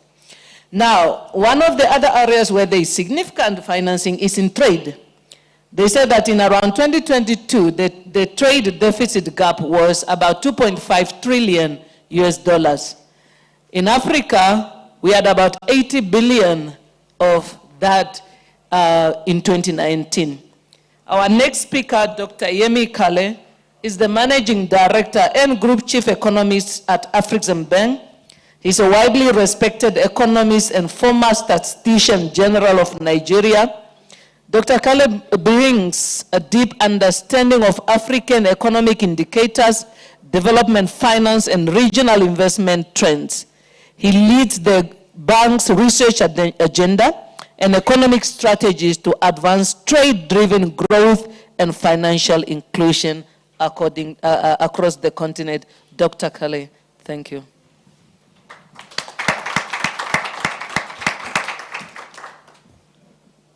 Distinguished ladies and gentlemen, good afternoon. It's a privilege for me to address this distinguished gathering for the second time on another matter of critical urgency. This time the persistent and widening finance gap that continues to constrain the potential of many Commonwealth countries, particularly in the Global South. However, my thesis really is that I believe that the challenge is not merely about insufficient capital. It's also about structural misalignments, systemic inefficiencies, and a mismatch between the architecture of global finance as it is currently and the development aspirations of many of our countries. So today, I want to speak frankly and very quickly about the scale of this challenge, also the institutional responsibilities we must assume as a Commonwealth, as well as the innovative pathways through which we can bridge the gap, particularly for trade, for investment, and for MSME growth. Across the Commonwealth, especially in Africa and the Caribbean, we are contending with staggering trade finance shortfalls. According to recent estimates, Africa alone faces a trade finance gap exceeding actually $120 billion. So it's even a lot more than 80 billion annually. And micro, small, and medium-sized enterprises who form the backbone of our economies are the hardest hit, with nearly 40% of their trade finance applications rejected. This exclusion is, however, not due to a lack of viability, but rather it's due to a lack of collateral, lack of credit histories, and often a lack of understanding of their operations. But it is precisely these MSMEs that are best placed to deliver inclusive growth, create jobs, drive intra-Commonwealth trade, and accelerate regional industrialization. So if we do not address their liquidity constraints, we risk stunting the very dynamism that our economies desperately need. Distinguished ladies and gentlemen, our financial ecosystems remain structurally misaligned. On the one hand, large corporates have disproportionate access to global capital, while on the other hand, micro-enterprises may benefit from donor-funded microfinance. But that missing middle, that is those small and growing businesses, they are left to navigate a fragmented and risk-averse financial system. Moreover, as the Deputy Governor mentioned, not only in Namibia, across the continent, our capital markets are largely shallow, they are fragmented in many cases, and in many cases not really functional. Credit information systems are weak, cross-border payment systems largely underdeveloped, and domestic savings are not effectively intermediated into productive investments. This, like I mentioned earlier, is therefore not just a financing problem, it's actually a market failure. At Afreximbank, we recognize that if we are to bridge this gap, traditional approaches will no longer suffice. Our interventions must therefore, we understand our interventions must therefore be catalytic, systemic, and multidimensional. So firstly, at Afreximbank, we are scaling up blended finance and structured trade facilities that de-risk investments in challenging markets through mechanisms such as our intra-African trade fair, the Pan-African Payment Settlement System, PAPS, and various project preparation facilities. We are closing coordination failures and enabling bankable projects to reach financial closure. Secondly, we are investing in credit enhancement tools, guarantees, insurance schemes, and warehouse receipt financing to unlock MSMEs' access to trade finance. In 2024 alone, Afreximbank disbursed over $11 billion in support of MSMEs and trade facilitation. Thirdly, We are championing platforms that build regional finance infrastructure. For example, PAPS that I mentioned is now live in over 10 countries, enabling instant cross-border settlements in local currencies, which is helping to lower costs, improve transparency, and enhancing regional integration. But capital alone is not the solution. We must also innovate technologically and institutionally. In this regard, blockchain, artificial intelligence, digital ID systems are not abstract trends, but are practical tools we need to reduce friction in cross-border finance, to improve credit scoring for thin file clients, and to secure supply chain integrity. At Afreximbank, we're also working with fintech innovators to pilot tokenized trade finance instruments and to digitize documentation across the trade ecosystem. This initiative is part of our broader strategy to enhance trade finance in Africa and support the Africa Continental Free Trade Area. Equally critical is data. Without reliable data, risk is mispriced and opportunities remain invisible. We must therefore invest in credit registries, payment interoperability, and data-driven credit scoring, especially for MSMEs, for women-owned businesses, and the informal sector in general. We therefore need to stop seeing innovation as a luxury, but as a necessity. One final point here that I would like to stress is that bridging the finance gap is not the responsibility of DFIs like Afreximbank alone. It requires collective action from the public and private sectors.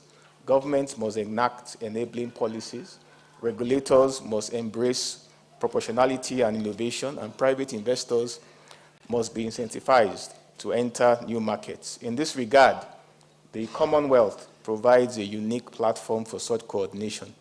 With its diversity of economies, shared legal systems, and deep diasporic connections, it can lead the way in harmonizing financial standards, scaling blended finance, and creating pan-Commonwealth investment vehicles. Imagine a Commonwealth infrastructure and innovation fund backed by sovereign guarantees and concessional finance that crowds in private capital to high-impact projects in the Caribbean, in Africa, and the Pacific. Let's think about that for a moment. It is bold, but it is possible if, as a Commonwealth, we choose to think beyond national interests to shared resilience. In conclusion, I firmly believe that Africa's financing gap is not merely a constraint, but is also an opportunity, or should I say, a catalyst. It compels us to build new financial models that are inclusive, digitally enabled, and fit for purpose. It challenges us to rethink how risk is defined and how value is created. And more importantly, it urges us to act, not incrementally, but transformatively. Accordingly, it is important that we work together across Commonwealth lines to turn capital into capability and potential into progress. I think I stayed within the 5 minutes, so I thank you all for listening.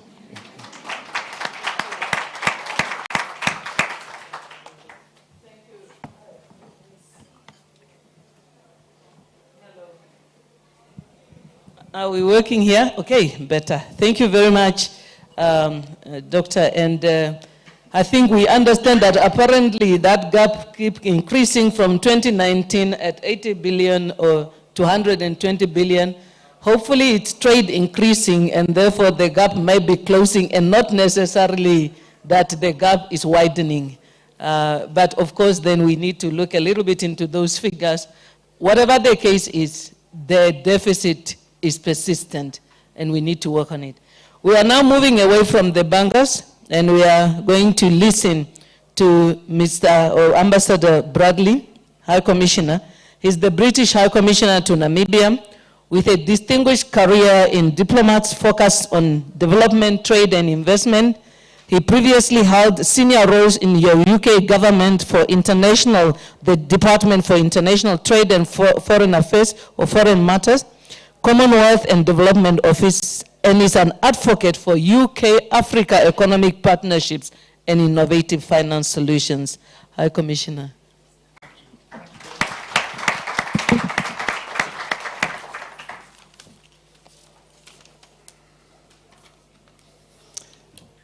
Good afternoon. So I have the honor of being the last speaker today. And I know we're against the clock, so I'll try and move at pace through my points. I have 4 points that I'd like to make today. So the first, some framing words from our foreign minister, which guides our approach internationally. Secondly, I'd like to say a few words about the UK's toolkit to try to bridge the gap. Anybody who's travelled in London on the Underground will have heard the words "mind the gap." So that's what we need to address here today. Thirdly, I'd like to very, very quickly touch on the Commonwealth's Climate Finance Access Hub. We've heard a lot over the last 2 days about the need for resilience and relationship to climate. And then finally, a plug for the Commonwealth's investment network. So, first, some framing words for our UK international approach. So the Foreign Secretary, he describes UK foreign policy as progressive realism, taking the world as it is, as we find it, and advancing progressive ends by realist means. And I think we've heard some really practical ideas and initiatives already on this panel this afternoon. So we need respectful partnerships and long-term growth. Now, the Commonwealth has an important part to play here, and this UK stands ready to support a thriving Commonwealth that develops resilient economies for all. Second, touching on the UK's toolkit, I'll start first with exports. So we have our Export Credit Guarantee Agency. Most recent figures that I've seen for 2023-2024, the UK Export Finance provided support of 8.8 billion British pounds. That's for small, medium, and larger companies. They're active across the world, and they support exports in different ways. Firstly, providing the guarantees that enables UK companies to access the working capital to fulfill export orders. Secondly, providing the insurance to address the risks of international trade. For example, where that's not available on the private market, so taking the risks away. And thirdly, for those who are purchasing those exports, providing guarantees for loans to enable them to do that. So that's $8.8 billion that can go some way to addressing this gap. Second tool that we have is an entity called British International Investment. They're active in Africa, in Asia, and in the Caribbean. Now, they partner with 1,500 companies. They provide patient, flexible capital to enable those companies to grow, to innovate, and to have a positive impact. They're particularly involved in green infrastructure, but also innovation amongst other sectors. We also have the Private Infrastructure Development Group, which does the same thing, providing the patient risk capital that is needed by businesses. And of course, we have our official development assistance as well. So that's a little bit about the UK toolkit. Now, I said I'd mention Commonwealth's Climate Finance Access Hub. And that's a really good example of where we can make a practical impact, leveraging hundreds of millions of dollars for the Commonwealth's smallest and most climate vulnerable members. And we're particularly proud of the UK's support to this initiative. One example here in Namibia, it's supported, and the UK has supported, a national climate advisor within the Namibian government to support capacity building to attract finance to strengthen early warning and disaster risk reduction. Why is that relevant? Well, it helps businesses to be more resilient. That's secured access for funding for projects across water, energy, forest, and agriculture sectors. One advisor has secured $43 million of climate finance for Namibia and the region. But beyond accessing concessional finance, if we're going to build resilient and sustainable economies, we need to diversify funding sources. We need to enhance foreign direct investment. And as I'm sure everyone is aware, investment flows are very uneven. The data tells us that just 5 countries attracted 95% of total investment into the Commonwealth between 2021 and 2023. So investment into smaller and more vulnerable Commonwealth members is far too low. They struggle to build the capability and reduce the risk around investment-worthy and bankable projects. So that's why at CHOGM last year, the Foreign Secretary announced funding to establish a new Commonwealth investment network. And the aim is that through targeted capacity building, knowledge exchange, more curated matchmaking between private sector players and prime growth opportunities across the Commonwealth, the network can facilitate private sector investment into climate-positive projects and businesses to drive sustainable economic growth. They have a vision and they have a strategy that will take us to CHOGM in 2026. And the vision, as I say, is that we build the investment opportunities that will contribute to national and regional growth.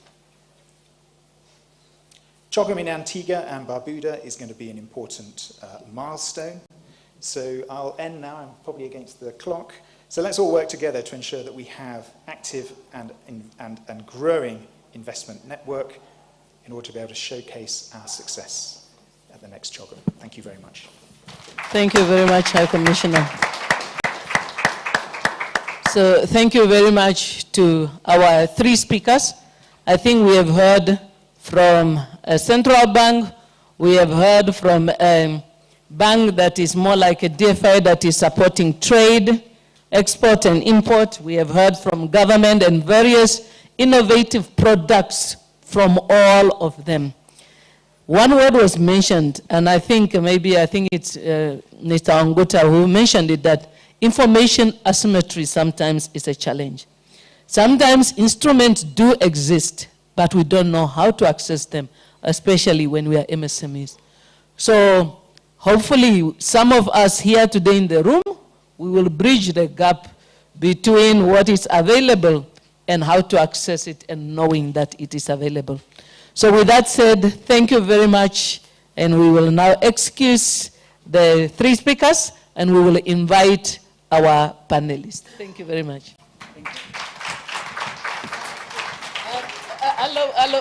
Apparently, before we excuse the 3 speakers, if it is not recorded, it need not happen.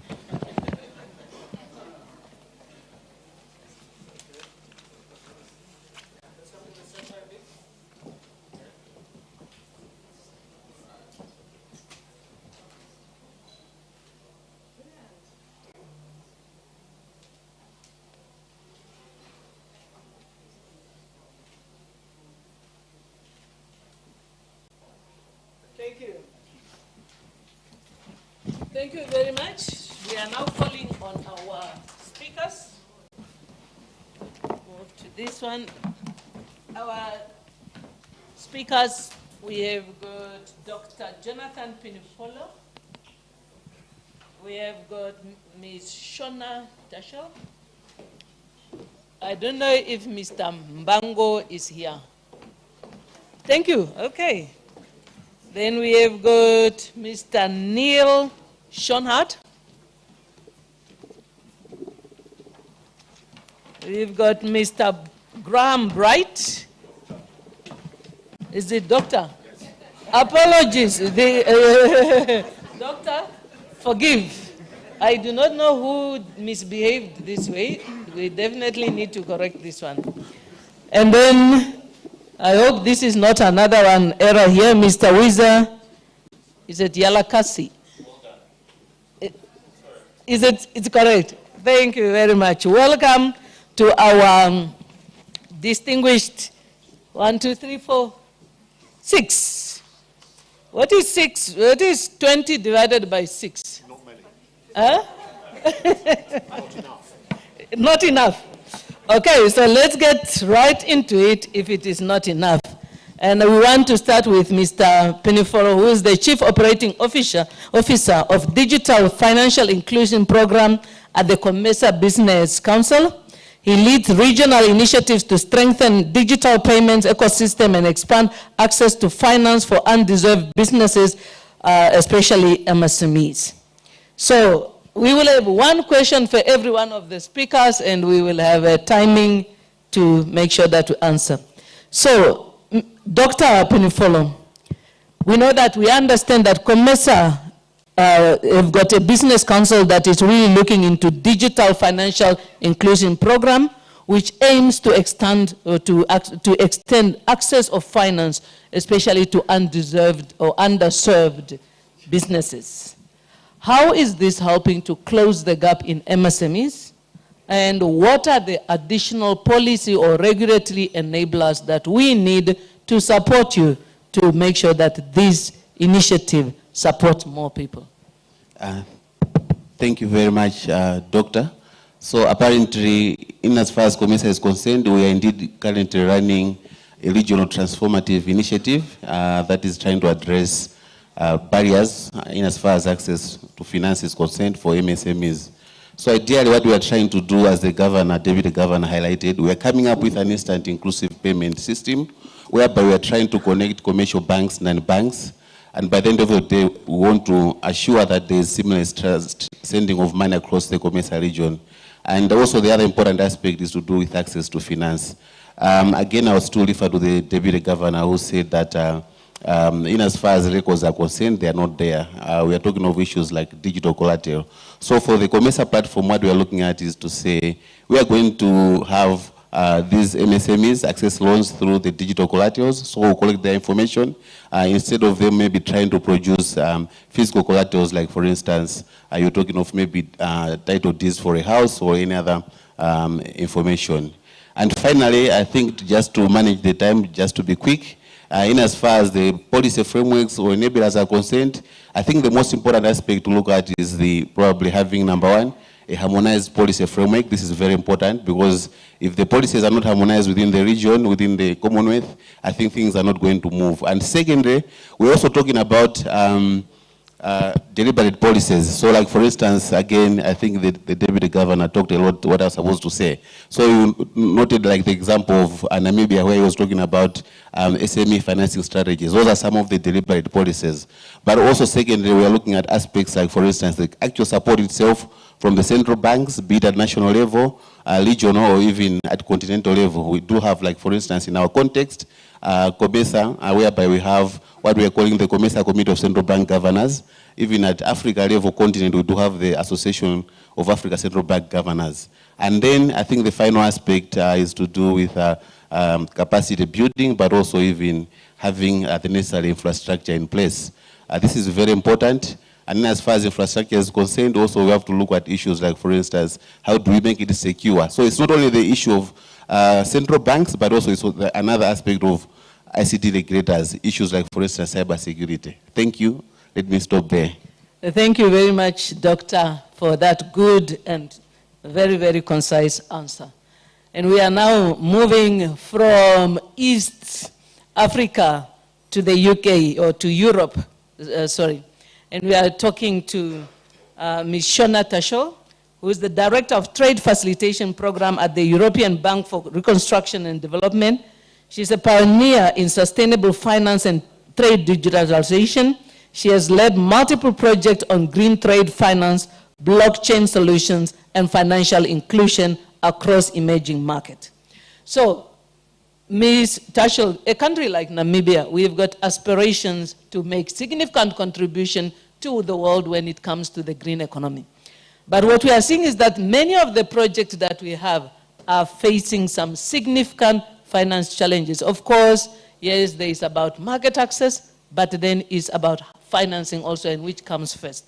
So how can we see DFIs like EBRD playing a significant role in enabling such projects across various countries, especially countries such as Namibia, where we have heard that our markets are relatively shallow?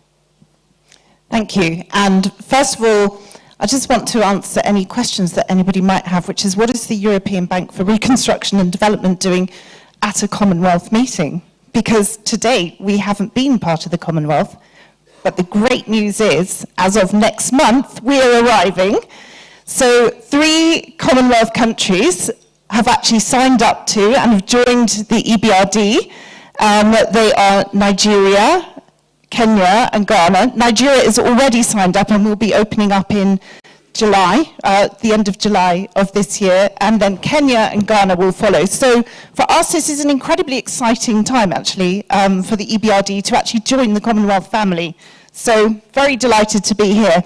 Now, the EBRD was actually established in 1991 after the fall of the Soviet Union. So a very different type of development bank. And it was established in order to help the post-Soviet countries actually build a private sector, build strong, well-governed institutions, and to integrate into the global economy. We have been very successful in doing that.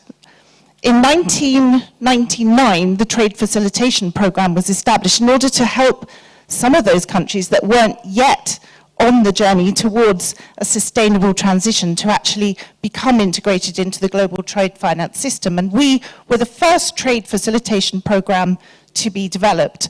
I'm not taking any credit for that because I've only been there for a year, but my predecessors established a very successful program through the provision of guarantees, so credit guarantees that sit essentially in the middle of trade finance transactions. So where you have letters of credit, issuing banks and confirming banks, we actually come in and underwrite all of the country risk and the credit risk of banks, of the issuing banks in our partner countries. And because we're a AAA rated institution, when a confirming bank or a risk-taking bank at the other end of the transaction receives our guarantees, it means that they have an entirely risk-free transaction on their hands. So no risk-weighted assets and essentially infinite returns for that bank while we assume all of the credit risk and the country risk. And that's our role. We're there to do that.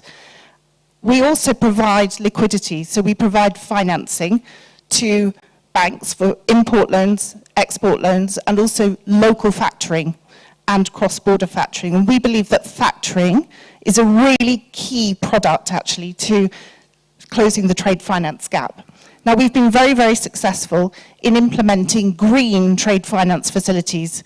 So we now, I think last year, we financed over €1 billion worth of green transactions. How do we determine if something is green?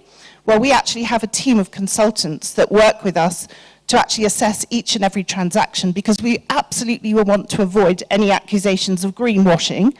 But the result of transactions that are actually being assessed fully as green means that they actually qualify for incentivized financing, so for lower pricing. And that really encourages SMEs and corporates on the ground to actually make those investments, because it costs a lot to invest in new equipment. It costs sometimes more to purchase certified commodities, and we need to make sure that there is actually a good reason for them to do so. So we have a team of expert consultants who help us to make those assessments. And then on top of that, because I know I'm about to run out of time, but we believe that digitalization is absolutely key.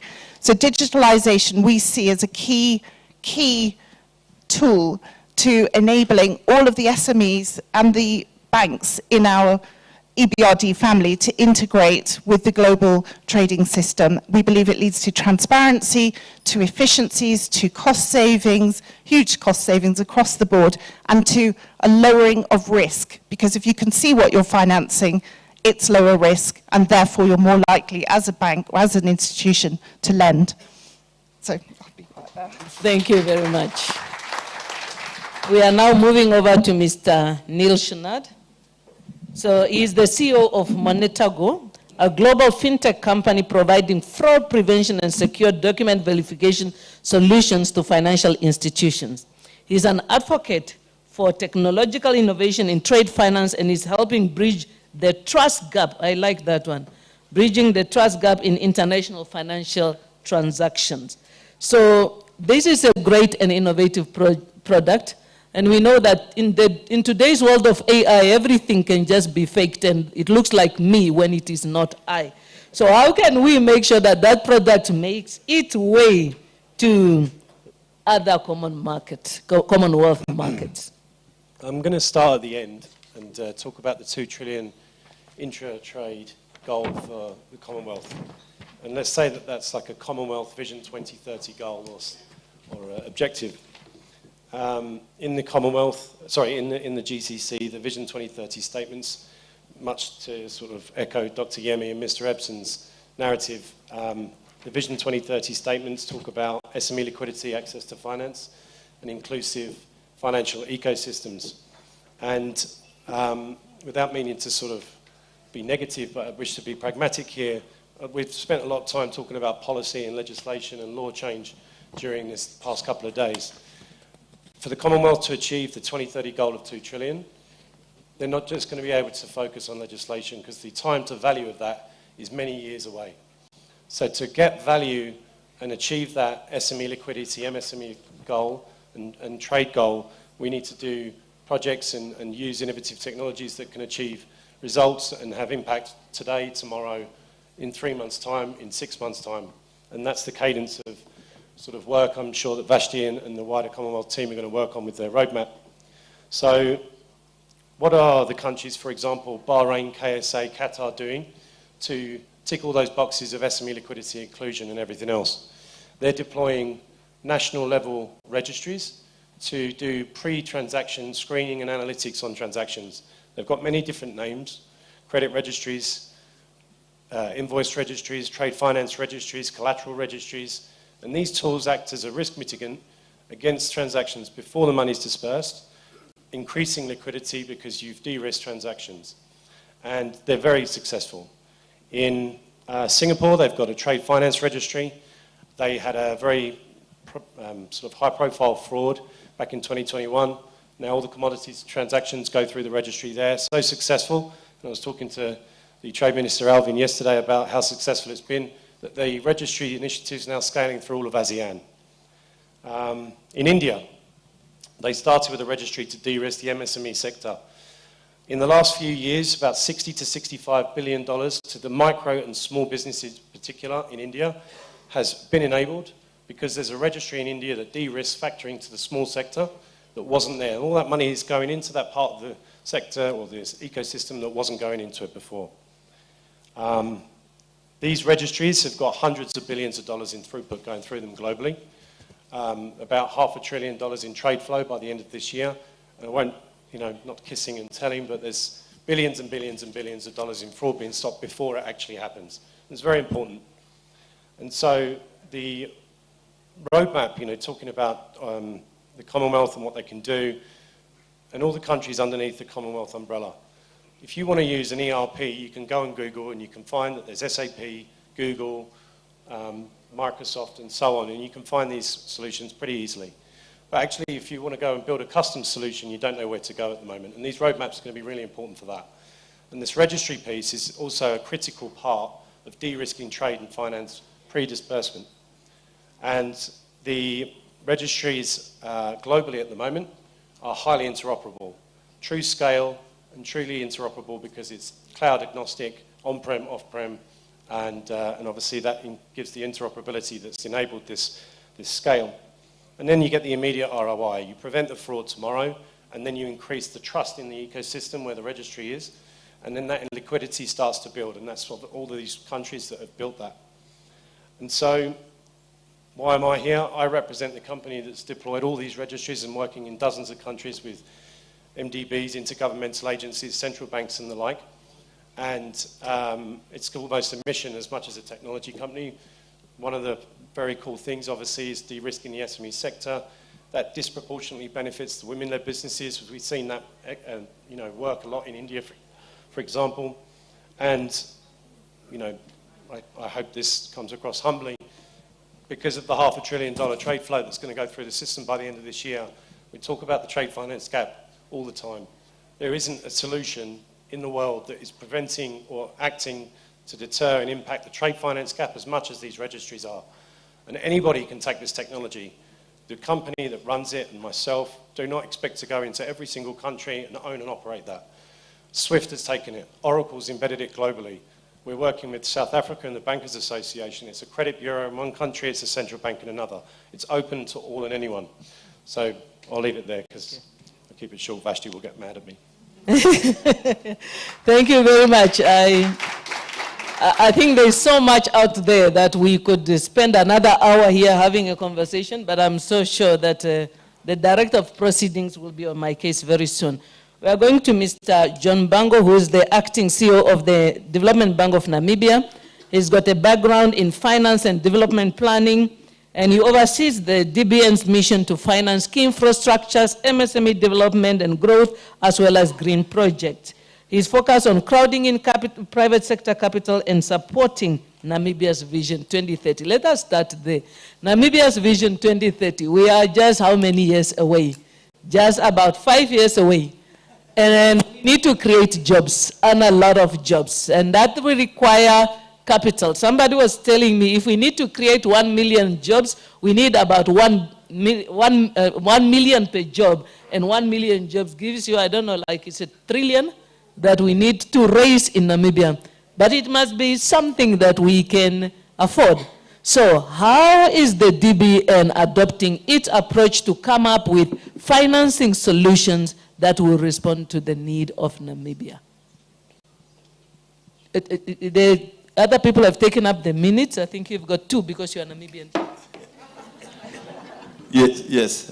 Thank you, Dr. Wanja. Yes, yes, it's indeed true that we have got only 5 years to go before we get to 2030. And I think while it's a brief stint, I think it's still doable. But obviously it requires a lot of concerted effort, coordinated efforts, both at private sector and also at public sector. Now, I think there has been a disjointed effort in the country so far in terms of funding various national projects. And I think if we can maybe go a step further by not only just focusing on the resources that we have, say at the public sector level, but also to leverage on the private sector capital. I think it's definitely doable. Now, looking at how we can leverage on the private sector capital, I think we can look at BOTs, that's build, operate, and transfers. I think it's some of those mechanisms or financing mechanisms that we haven't really explored and exploited significantly. And I think if we can scale up our efforts on some of those financing models, that should be sufficient for us to mobilize private sector capital in order to make sure that some of projects like railways, for instance, from Grootfontein up to Zambezi region, from here up to Botswana, even public hospitals that are still looking for funding. I think that we should be able to get to where we want to achieve. Thank you. Thank you very much, and thank you for saving me time there. We are moving over to Dr. Bright. Dr. Bright is the CEO of Euro-Exim Bank, a global trade finance institution focused on enabling cross-border commerce for SMEs and emerging markets. With a focus on speed, compliance, and inclusion, Dr. Bright has positioned the Euro-Exim as a key player in addressing the global trade finance gap. Doctor, the innovations that we are seeing from the Euro-Exim Bank, how can we make sure that that is accessible to more MSMEs across the Commonwealth? Fabulous question.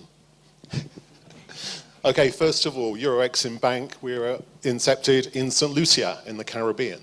So as I said yesterday, we are 200,000 people population, very, very different from many of the others across the Commonwealth. And yet the problems are exactly the same. What we do as a bank is look at something called appropriate collateral.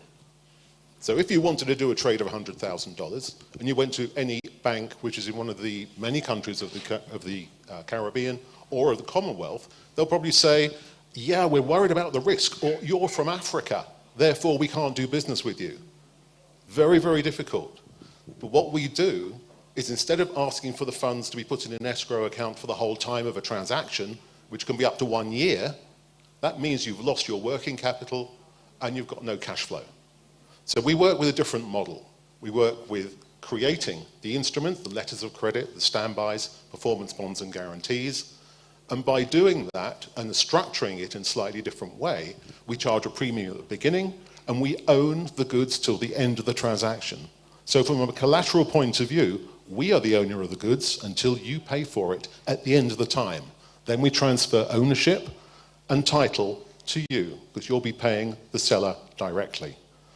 Now, this is all supported by a network of salespeople in nearly 200 countries around the world. In Namibia, we have people on the ground, agents who work on a commission basis, attracting business to us.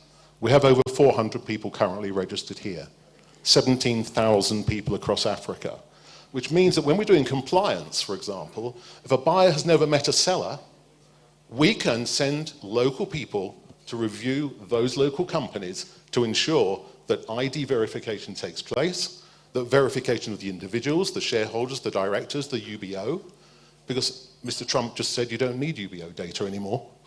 Remarkable. But that's one of the verifications you need in order to verify the business. Perception is everything. It's really important that we elevate how Africa looks to any other continent wanting to do business. It's vitally important.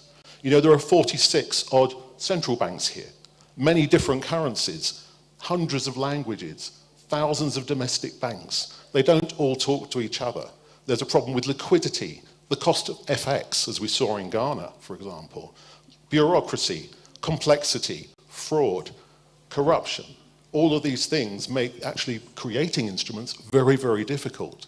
But we say we've got a mechanism in order to do that. Just one point on the really the whole of the digital environment. Somebody said yesterday there are 4 billion documents moving every day. Let's make sure we don't get 4 billion emails as a result of that.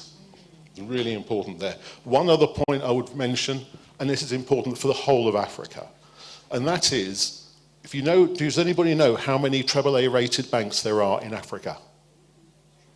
AAA? No. 1. The nearest in Africa, from Wikipedia today, 1, Africa Development Bank. It's the only one with AAA rating. ABSA is a Baa2. Standard Bank is ranked 154 in the world. So when we talk about people coming and wanting to do, give me a rated bank you're going to do business with. Give me a top 50 bank. It's never going to be an African bank unless we change the narrative. The mindset has to change. And on that, say we're able to provide those instruments. We're in all of those countries, inside, outside the Commonwealth. And please, can we get a call to action to the Commonwealth and the ICC to get together and create a rating agency which truly reflects what African banking and financial business is about. So we don't have to compete with Citibank. We compete in our own sovereign territories. It's vitally important we do that. So we can't be Moody's rated in the same way. Create our own. We know each country is vitally important. Afreximbank, top bank.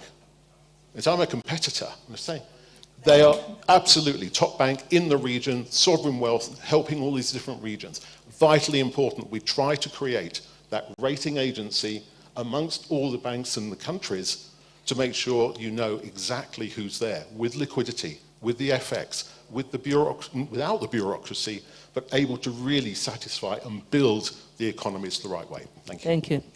Thank you very much, Doctor. And our last but not least is Mr. Wiza Yalakazi. He's the Vice President of Global Development at eBanks, where he leads expansion efforts and strategic partnerships across Africa.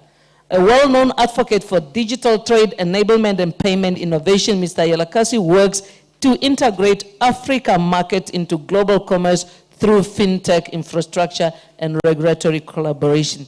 Mr. Yalakazi, your question is more or less similar to the question I gave to Doctor right now. That innovative digital payment solutions, How can we get our MSMEs in Namibia to be more included and close all those gaps through such an innovative product? Yeah, thank you so much. I think I need to contextualize what it is that we do, because you said a lot of English, and I'm not sure that the audience understands. So please raise your hand if you've ever bought from any of the following websites: Amazon, Shein, Temu, Spotify, Netflix. Great. You guys are my customers. You're making us money. We have a big target to achieve this year. Please keep it up. Let's keep it going. What we do essentially at eBanks is that we collect local currency from consumers all over. We're in 29 countries, several in the Commonwealth. We collect that money in local currency, and then we deal with FX risk and then get it to wherever it needs to go. And what we've seen as a result of being in that business is that there's actually a lot of MSMEs that are doing very significant volumes. Just today, when I got on the flight from Joburg, I was looking at my daily volume counter. It's sitting at around $7 million today. I'm sure by the time I check my laptop at the end of the day, it's going to be around $15, $20 million. These are mostly MSMEs buying from other Commonwealth countries, and it's goods and services. So it's people like you buying Canva subscriptions. Canva is an Australian company that's one of the largest SaaS businesses in the world. It's hundreds of businesses in Nigeria importing medicine from India, for example. And we're a licensed major payment institution out of Singapore, so we consolidate all of these payments and then we make them out. My big revelation has been that we have a lot of data. See, the data that was complained about earlier, like how do you credit score MSMEs? Like, I can give you 1,000 businesses today that have over $1 million in annual revenue in Commonwealth markets and what their transaction patterns look like on our platform. I can further connect you to other businesses that serve even larger ones that we aren't able to serve because there's a limit to our capital and the amount of FX risk that we're willing to take. All of this is to say that I think these conversations are happening in silos. So as you can see, I'm not someone who's typically in these circles. I'm very much a tech person. And the people who are building the tech businesses globally are not in the conversations like this. And I think that needs to change. So I'm here to say that that data exists and there's a lot more going on than what meets the eye. But I think there needs to be a concerted effort on both sides to bridge these two worlds, because I'm hearing a lot of problems that I'm like, but I can pull that from my dashboard and give it to you right now. And it seems like maybe that conversation needs to keep taking place. Thank you. Thank you very much. Thank you. So please, as we stand up for a picture, clap for my panelists. Okay, nobody wants to take our picture, it looks like. Okay, somebody is coming, thank you.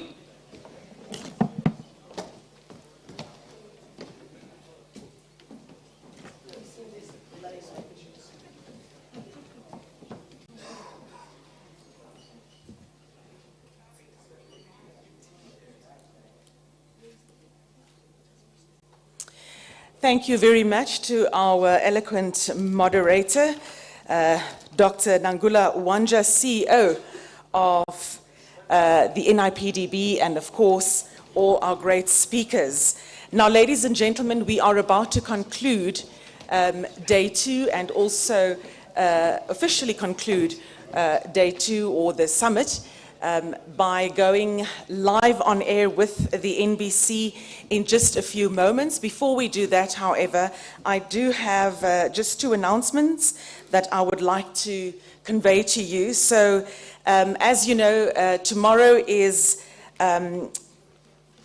we'll have a brief, let's have a brief look at what's in store for day 3. And as we know, tomorrow is all about action and connection. So it will be a full day business to business and business to government engagement and investment showcase. That will be led by the Namibia Investment Promotion and Development Board and the Namibia Chamber of Commerce and Industry. So we expect focused matchmaking sessions, site visits, as well as valuable opportunities to turn dialogue into deal making. Regarding the site visits, I was informed that we still have 6 seats or places available for a site visit to Namib Mills, and there are 2 spaces still available for a site visit to Nakara. Please do engage the NIPDB little office just outside of this venue where you can meet Miss Salona. She will register you for that should you be interested. And then, ladies and gentlemen, please do not forget that we also have the special celebration tomorrow evening, Sundowner with a Difference, the Namibian experience. And I promise you, you do not want to miss out on that one. That will be taking place at the Winter Country Club Resort and Casino at 5:30. And yes, we look forward to welcoming you for a productive and a memorable final day. Again, just to confirm your attendance for the cocktail for the Sundowner tomorrow evening, kindly RSVP via the link. I believe that you have a link as well. And you can also get in touch with Ms. Hayley van Wyk at hayley.vanwyk, that's VANWYK, at nipdb.com. And thank you to our tech team there at the back. Should you wish to make use of my services, Singapore, Geneva, Addis, wherever, myself and my co-host Denver, we are ever ready to serve you. And now, ladies and gentlemen, we will be crossing live to the Namibian Broadcasting Corporation.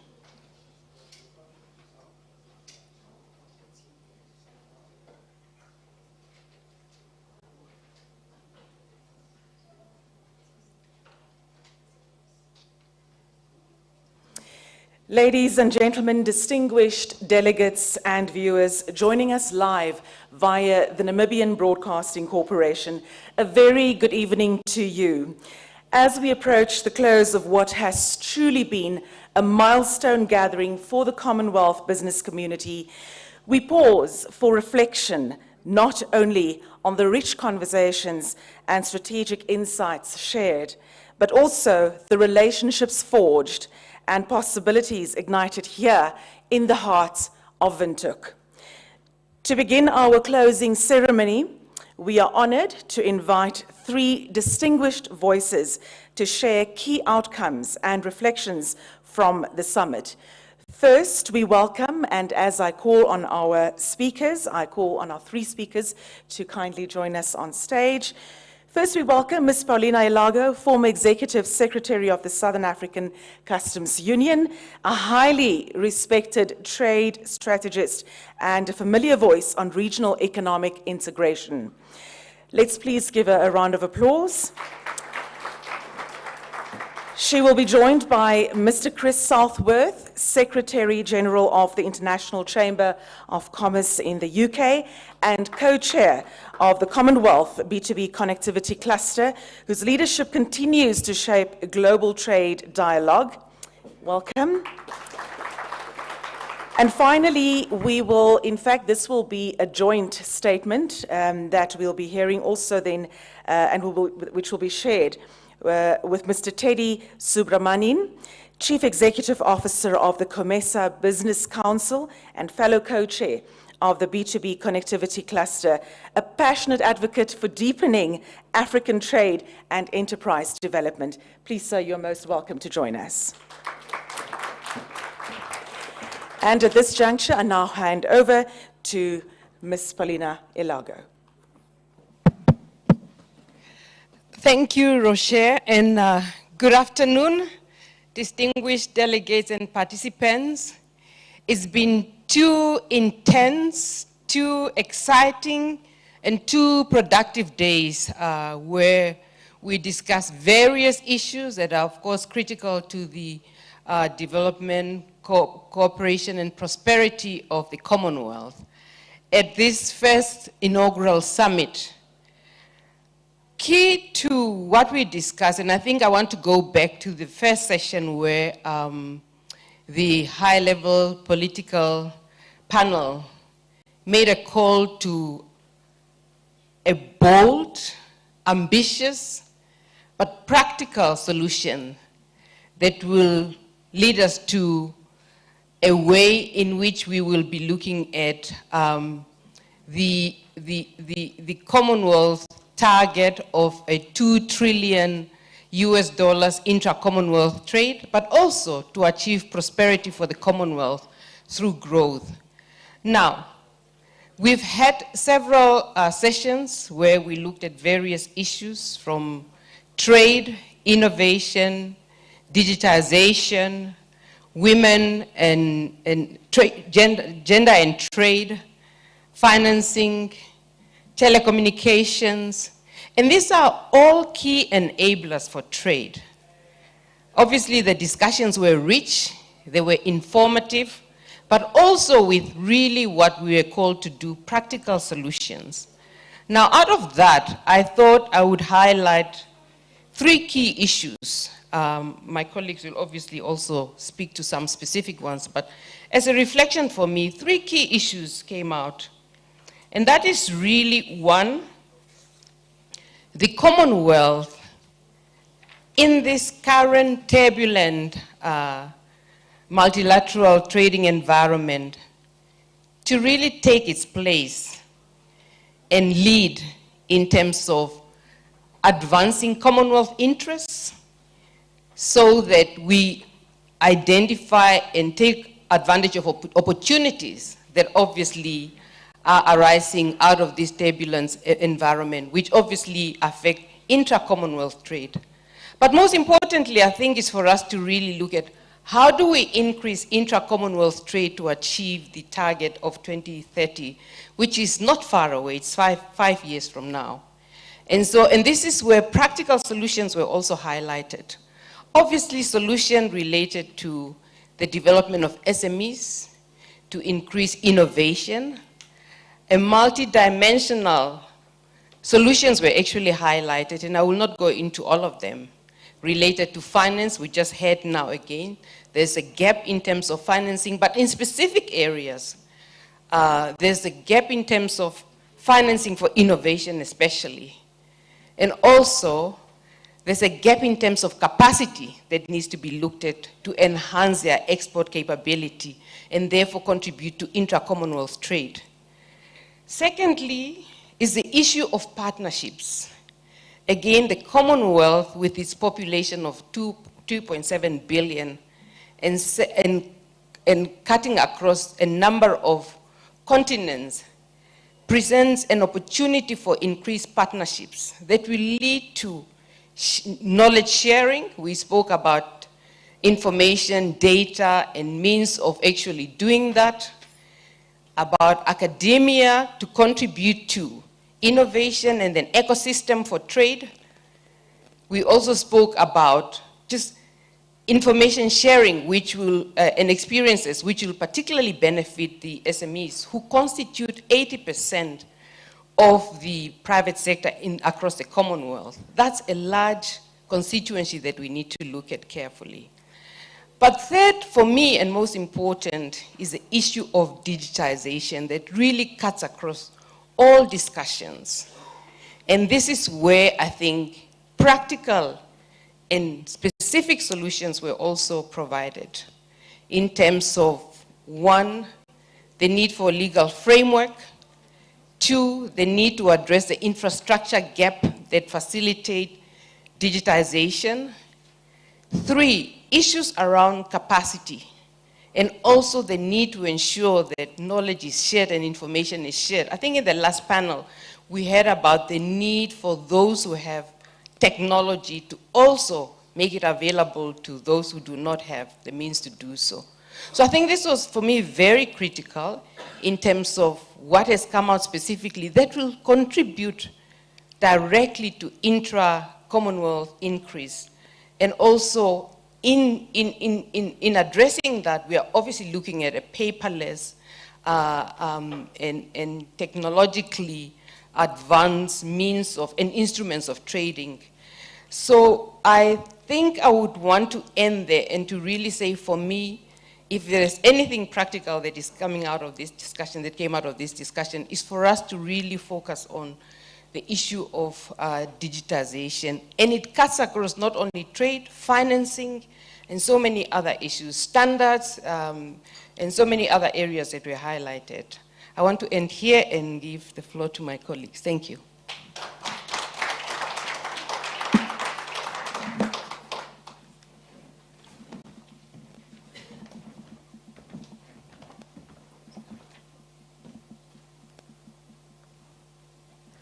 Ladies and gentlemen, all protocols observed. The Commonwealth B2B cluster was launched in 2019 with a clear ambition to give the private sector a stronger voice in shaping the Commonwealth trade agenda. Since then, we have worked hand in hand with governments, legal experts, and business leaders to address some of the most pressing challenges facing small and medium-sized enterprises. In 2022, we published a business case for trade digitalization. And in 2023, Commonwealth trade ministers responded by establishing the Commonwealth Working Group on Legal Reform and Digitalization to assist member states in transitioning to paperless trade. One of the key outputs over the past year is the development of a comprehensive legal framework, the Commonwealth Model Law on Digital Trade, an integrated, easy-to-implement tool that brings together key international frameworks and best practices to support legal reforms across Commonwealth countries to enable paperless trade. The discussion over the past 2 days, whether on bridging the finance gap, leveraging regional trade agreements, or scaling up digital public infrastructure, have made one thing clear. Collaboration between governments, business, and development institutions is no longer optional. It's no longer an option, but it is essential. Panels on paperless trade, trade resilience, and gender empowerment have reinforced that digitalization and inclusion must go hand in hand if we are to unlock the full potential of the $2 trillion intra-Commonwealth trade target by 2030. The B2B cluster is encouraged by the strong consensus that emerged during the summit, that while policy is vital, the translation of agreements into market opportunities requires capacity, innovation, and institutional alignment, particularly in the Global South. From regional integration efforts under the AFCFTA to national investment strategies showcased by Namibia, the momentum for implementation is real. The B2B cluster stands ready to support the next phase of work in turning this ambition into results. Thank you. Thanks, Teddy. So it's my job now to set out a call to action on how we do this. So first of all, you'll pick up the pattern in which I'm going to say here. This is all about making trade cheaper, faster, and simpler for small and medium enterprises. If we can't do that, solutions won't scale and we won't have delivered our task. What we're setting out here is how we do it in a practical, deliverable way that meets government's objectives, meets the objectives of businesses as well. So number one is really to get behind the government. For those that have been across the road there to where the trade ministers are meeting, is to deliver a strong statement in support of the World Trade Organization and the multilateral rules-based system. That is what is fundamentally important that creates the predictability and a level playing field that we all need as businesses in order to thrive and do well. So that's our number one call to action. The prize, as has been mentioned here, is 2 trillion. That's a big number, but it's perfectly deliverable. So how do we get there? Number 2, accelerate the pace and scale of legal reform. We're now saying we have the model law, we have the framework, we've done the groundwork. Let's now remove all legal barriers to digitalized trade by the next Commonwealth Trade Ministers meeting in 2027. And if we do that, we can be sure that we'll make trade faster, cheaper, and simpler for companies all over the Commonwealth. Number 2, let's support the international standards-led approach to harmonizing trade data. That will create the open, interoperable data environment we all need for future trade, and it will ensure that information can flow unhindered across platforms, systems, and jurisdictions. That will simplify trade and reduce the fragmentation that we all get frustrated with. Number 3, moving on to working capital and finance, is let's remove regulatory barriers to improving access to SME working capital. That's the practical day-to-day cash that small companies need in order to thrive and do well. What we need now is an agile, proportionate regulatory regime, because trade finance is low risk, it's not high risk, and to streamline the compliance, know your customer bureaucracy that drives businesses crazy and slows us all down. If we do those things, that will bring down the cost of capital, it will simplify the trading system from a financial point of view, and if we really put our minds to it, there's no reason why we can't do all of our compliance checks in one day, not 2 months or weeks, get our credit lines in a day and transact in 1 hour, because we know we can do that once we have the legal frameworks in place. And then also to invest in trusted public digital infrastructure for cross-border trade, to get in place an interoperable digital identity framework that we can all trust and get behind. That will simplify all the verification and authentication processes in knowing who we trade with, where's the money coming from, and who are we selling to. And then finally, to the point around partnership and resourcing, what was said on day one, I just want to reiterate, we are the Commonwealth, we are a team, we can do this, we have all the talents, we have all the expertise. What we need now is to leverage our government relationships, leverage our relationships with donors, international institutions and multilateral development banks, and most importantly, use all of that to leverage the power of the private sector. And if we do those things, we can make it all happen, and we can deliver it at real pace and scale, and not be having this conversation in 2 to 4 years' time. Thank you very much.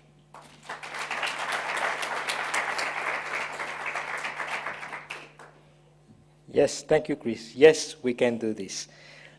Finally, we express our deep appreciation to the government of Namibia for hosting us so warmly, and we thank all those speakers and participants that have taken part to bring the inaugural Commonwealth Business Summit to fruition over the past 2 days. Let us move forward, build on the momentum, and seize the opportunity to make digital inclusive trade a reality for all Commonwealth nations. Thank you very much.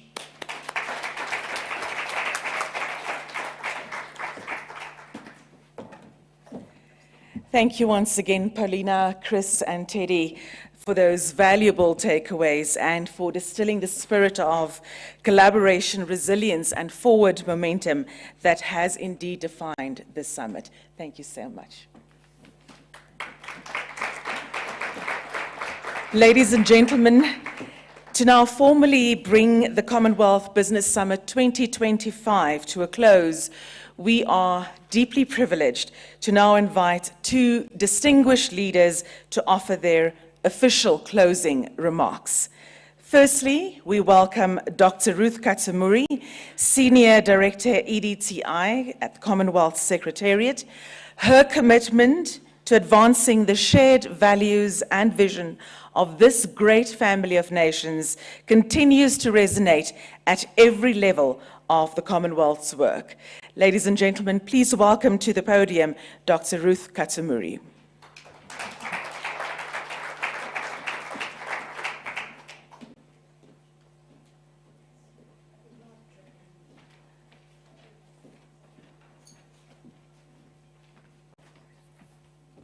Thank you.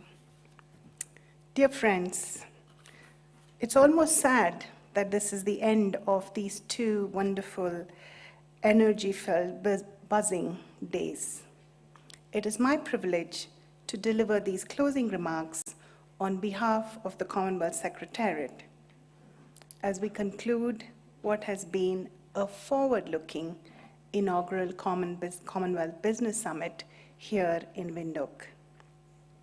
Over the past 2 days, we have engaged actively and exchanged entrepreneurial and practical ideas, solutions, and commitments. We have had an opportunity to meet current and potential partners. From paperless trade and gender empowerment to innovative financing and regional integration, this summit has reaffirmed what we already know. The Commonwealth is not just a family of nations. It is a unique force for collaboration and practical action to achieve our shared prosperity. We are especially grateful to the government and people of Namibia for their warm and outstanding hospitality. The local leadership and business community have been deeply engaged, and we leave with a stronger sense of the tremendous potential that exists here, not only for Namibia, but for markets across Africa and the wider Commonwealth.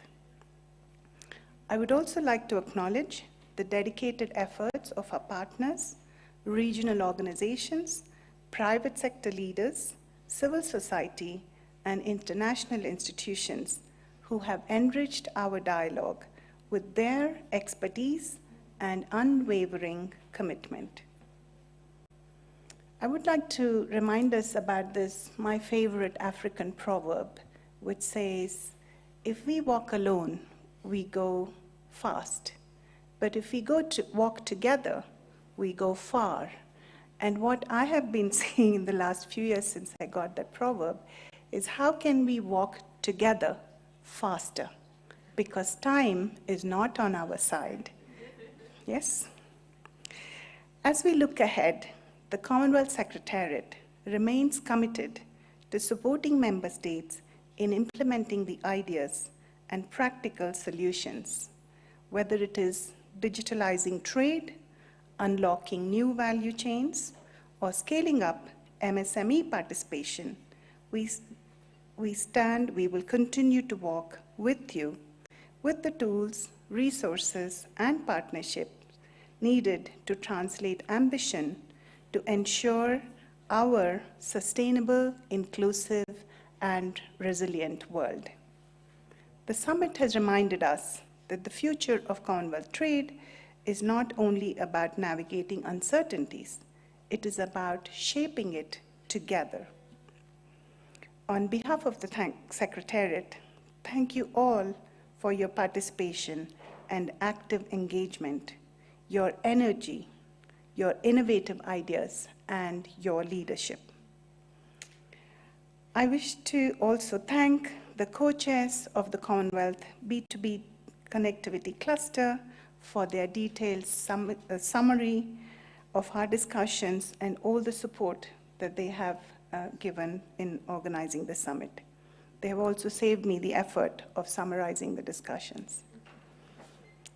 I would also like to thank the Government of Namibia and the entire Namibia team, as well as the Commonwealth Secretariat team, who have worked tirelessly together to ensure the success of our first Commonwealth Business Summit. We wish you all a safe journey home, and we look forward to building on this momentum. Thank you. Danke.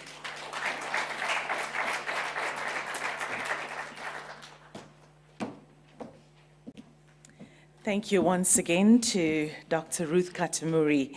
And now, ladies and gentlemen, to close, on behalf of our gracious host nation, we are honored to hear from His Excellency Ambassador Pendananda, Executive Director of the Ministry of International Relations and Trade of the Republic of Namibia, under whose guidance Namibia has proudly stood at the helm of the summit. Let's please give a warm applause for His Excellency.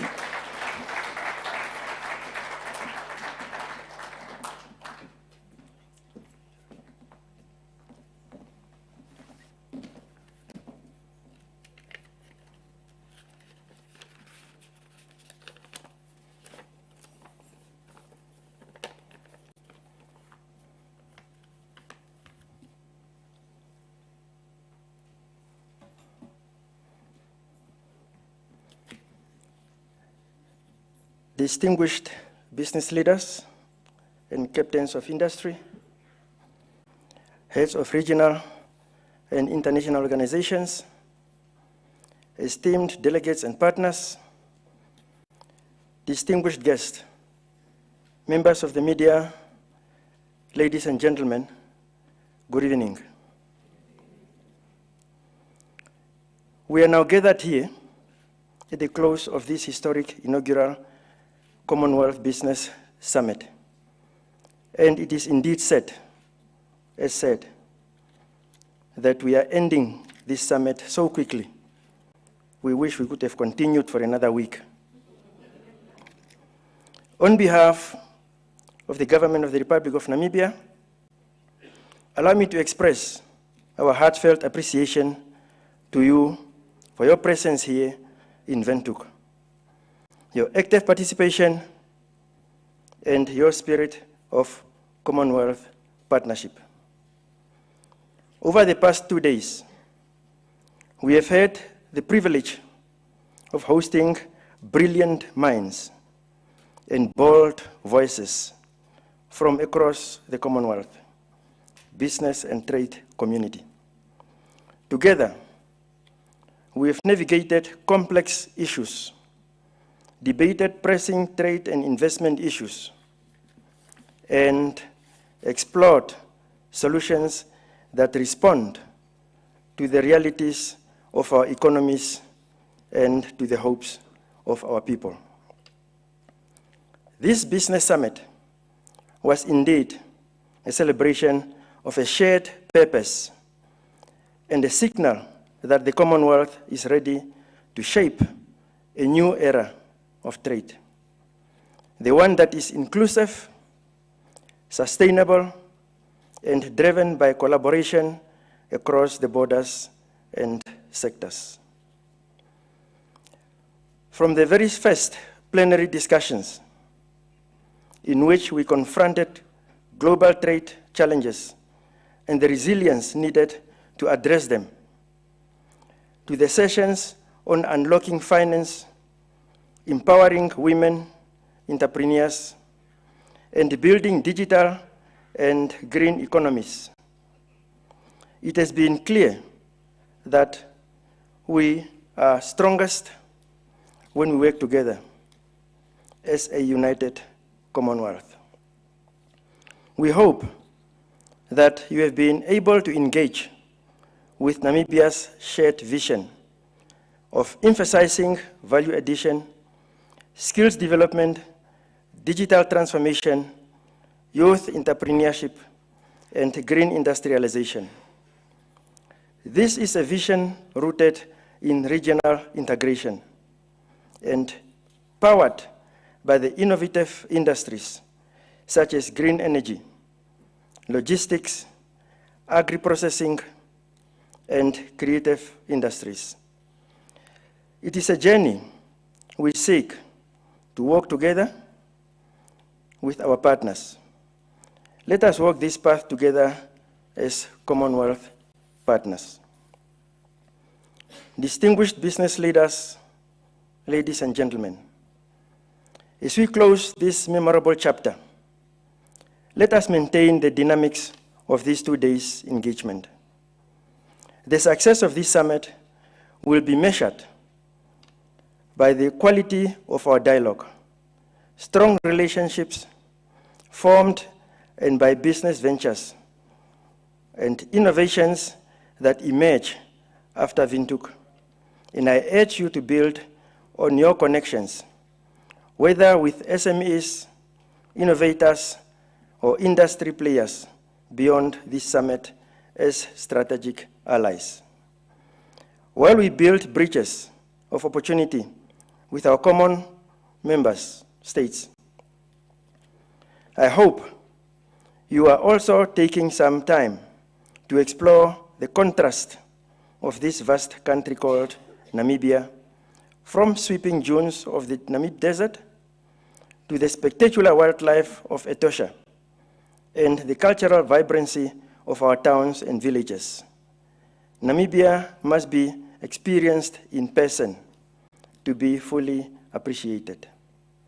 Finally, I wish to sincerely thank our partners, the Commonwealth Secretariat, the Namibia Investment and Development Board, the Namibia Chamber of Commerce and Industry, Namibia Local Business Association, the Afrixim Bank, Captains of Industries, and all supporting institutions for their tireless efforts. Your collective leadership has laid a strong foundation for what we hope will become a permanent summit on the margins of future Commonwealth Trade Ministers' meetings. May the Commonwealth Business Summit grow into a platform of transformation. Thank you all for being part of the Business Summit, and I wish you a safe travels back to your various destinations. I thank you in a true Namibian style. Otapandura, okuhepa. Danki.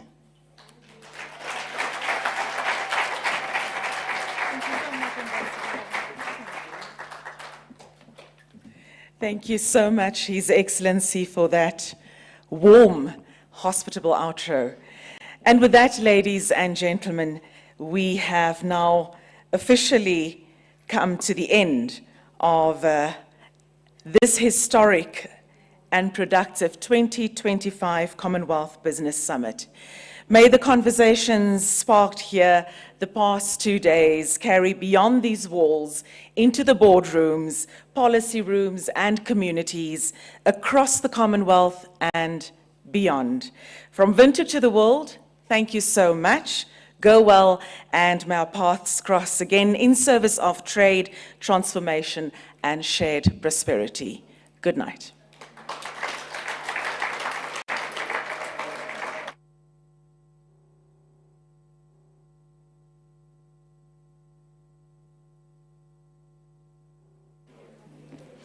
Ladies and gentlemen, that was just for the live broadcast.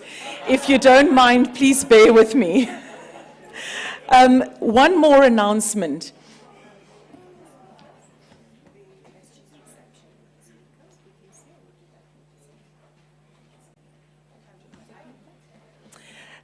We just have one final announcement from Dr. Ruth, and then I'll speak to you after that. Please don't leave the room. The speakers, please don't go away. And I think you've already received the invitation. There is a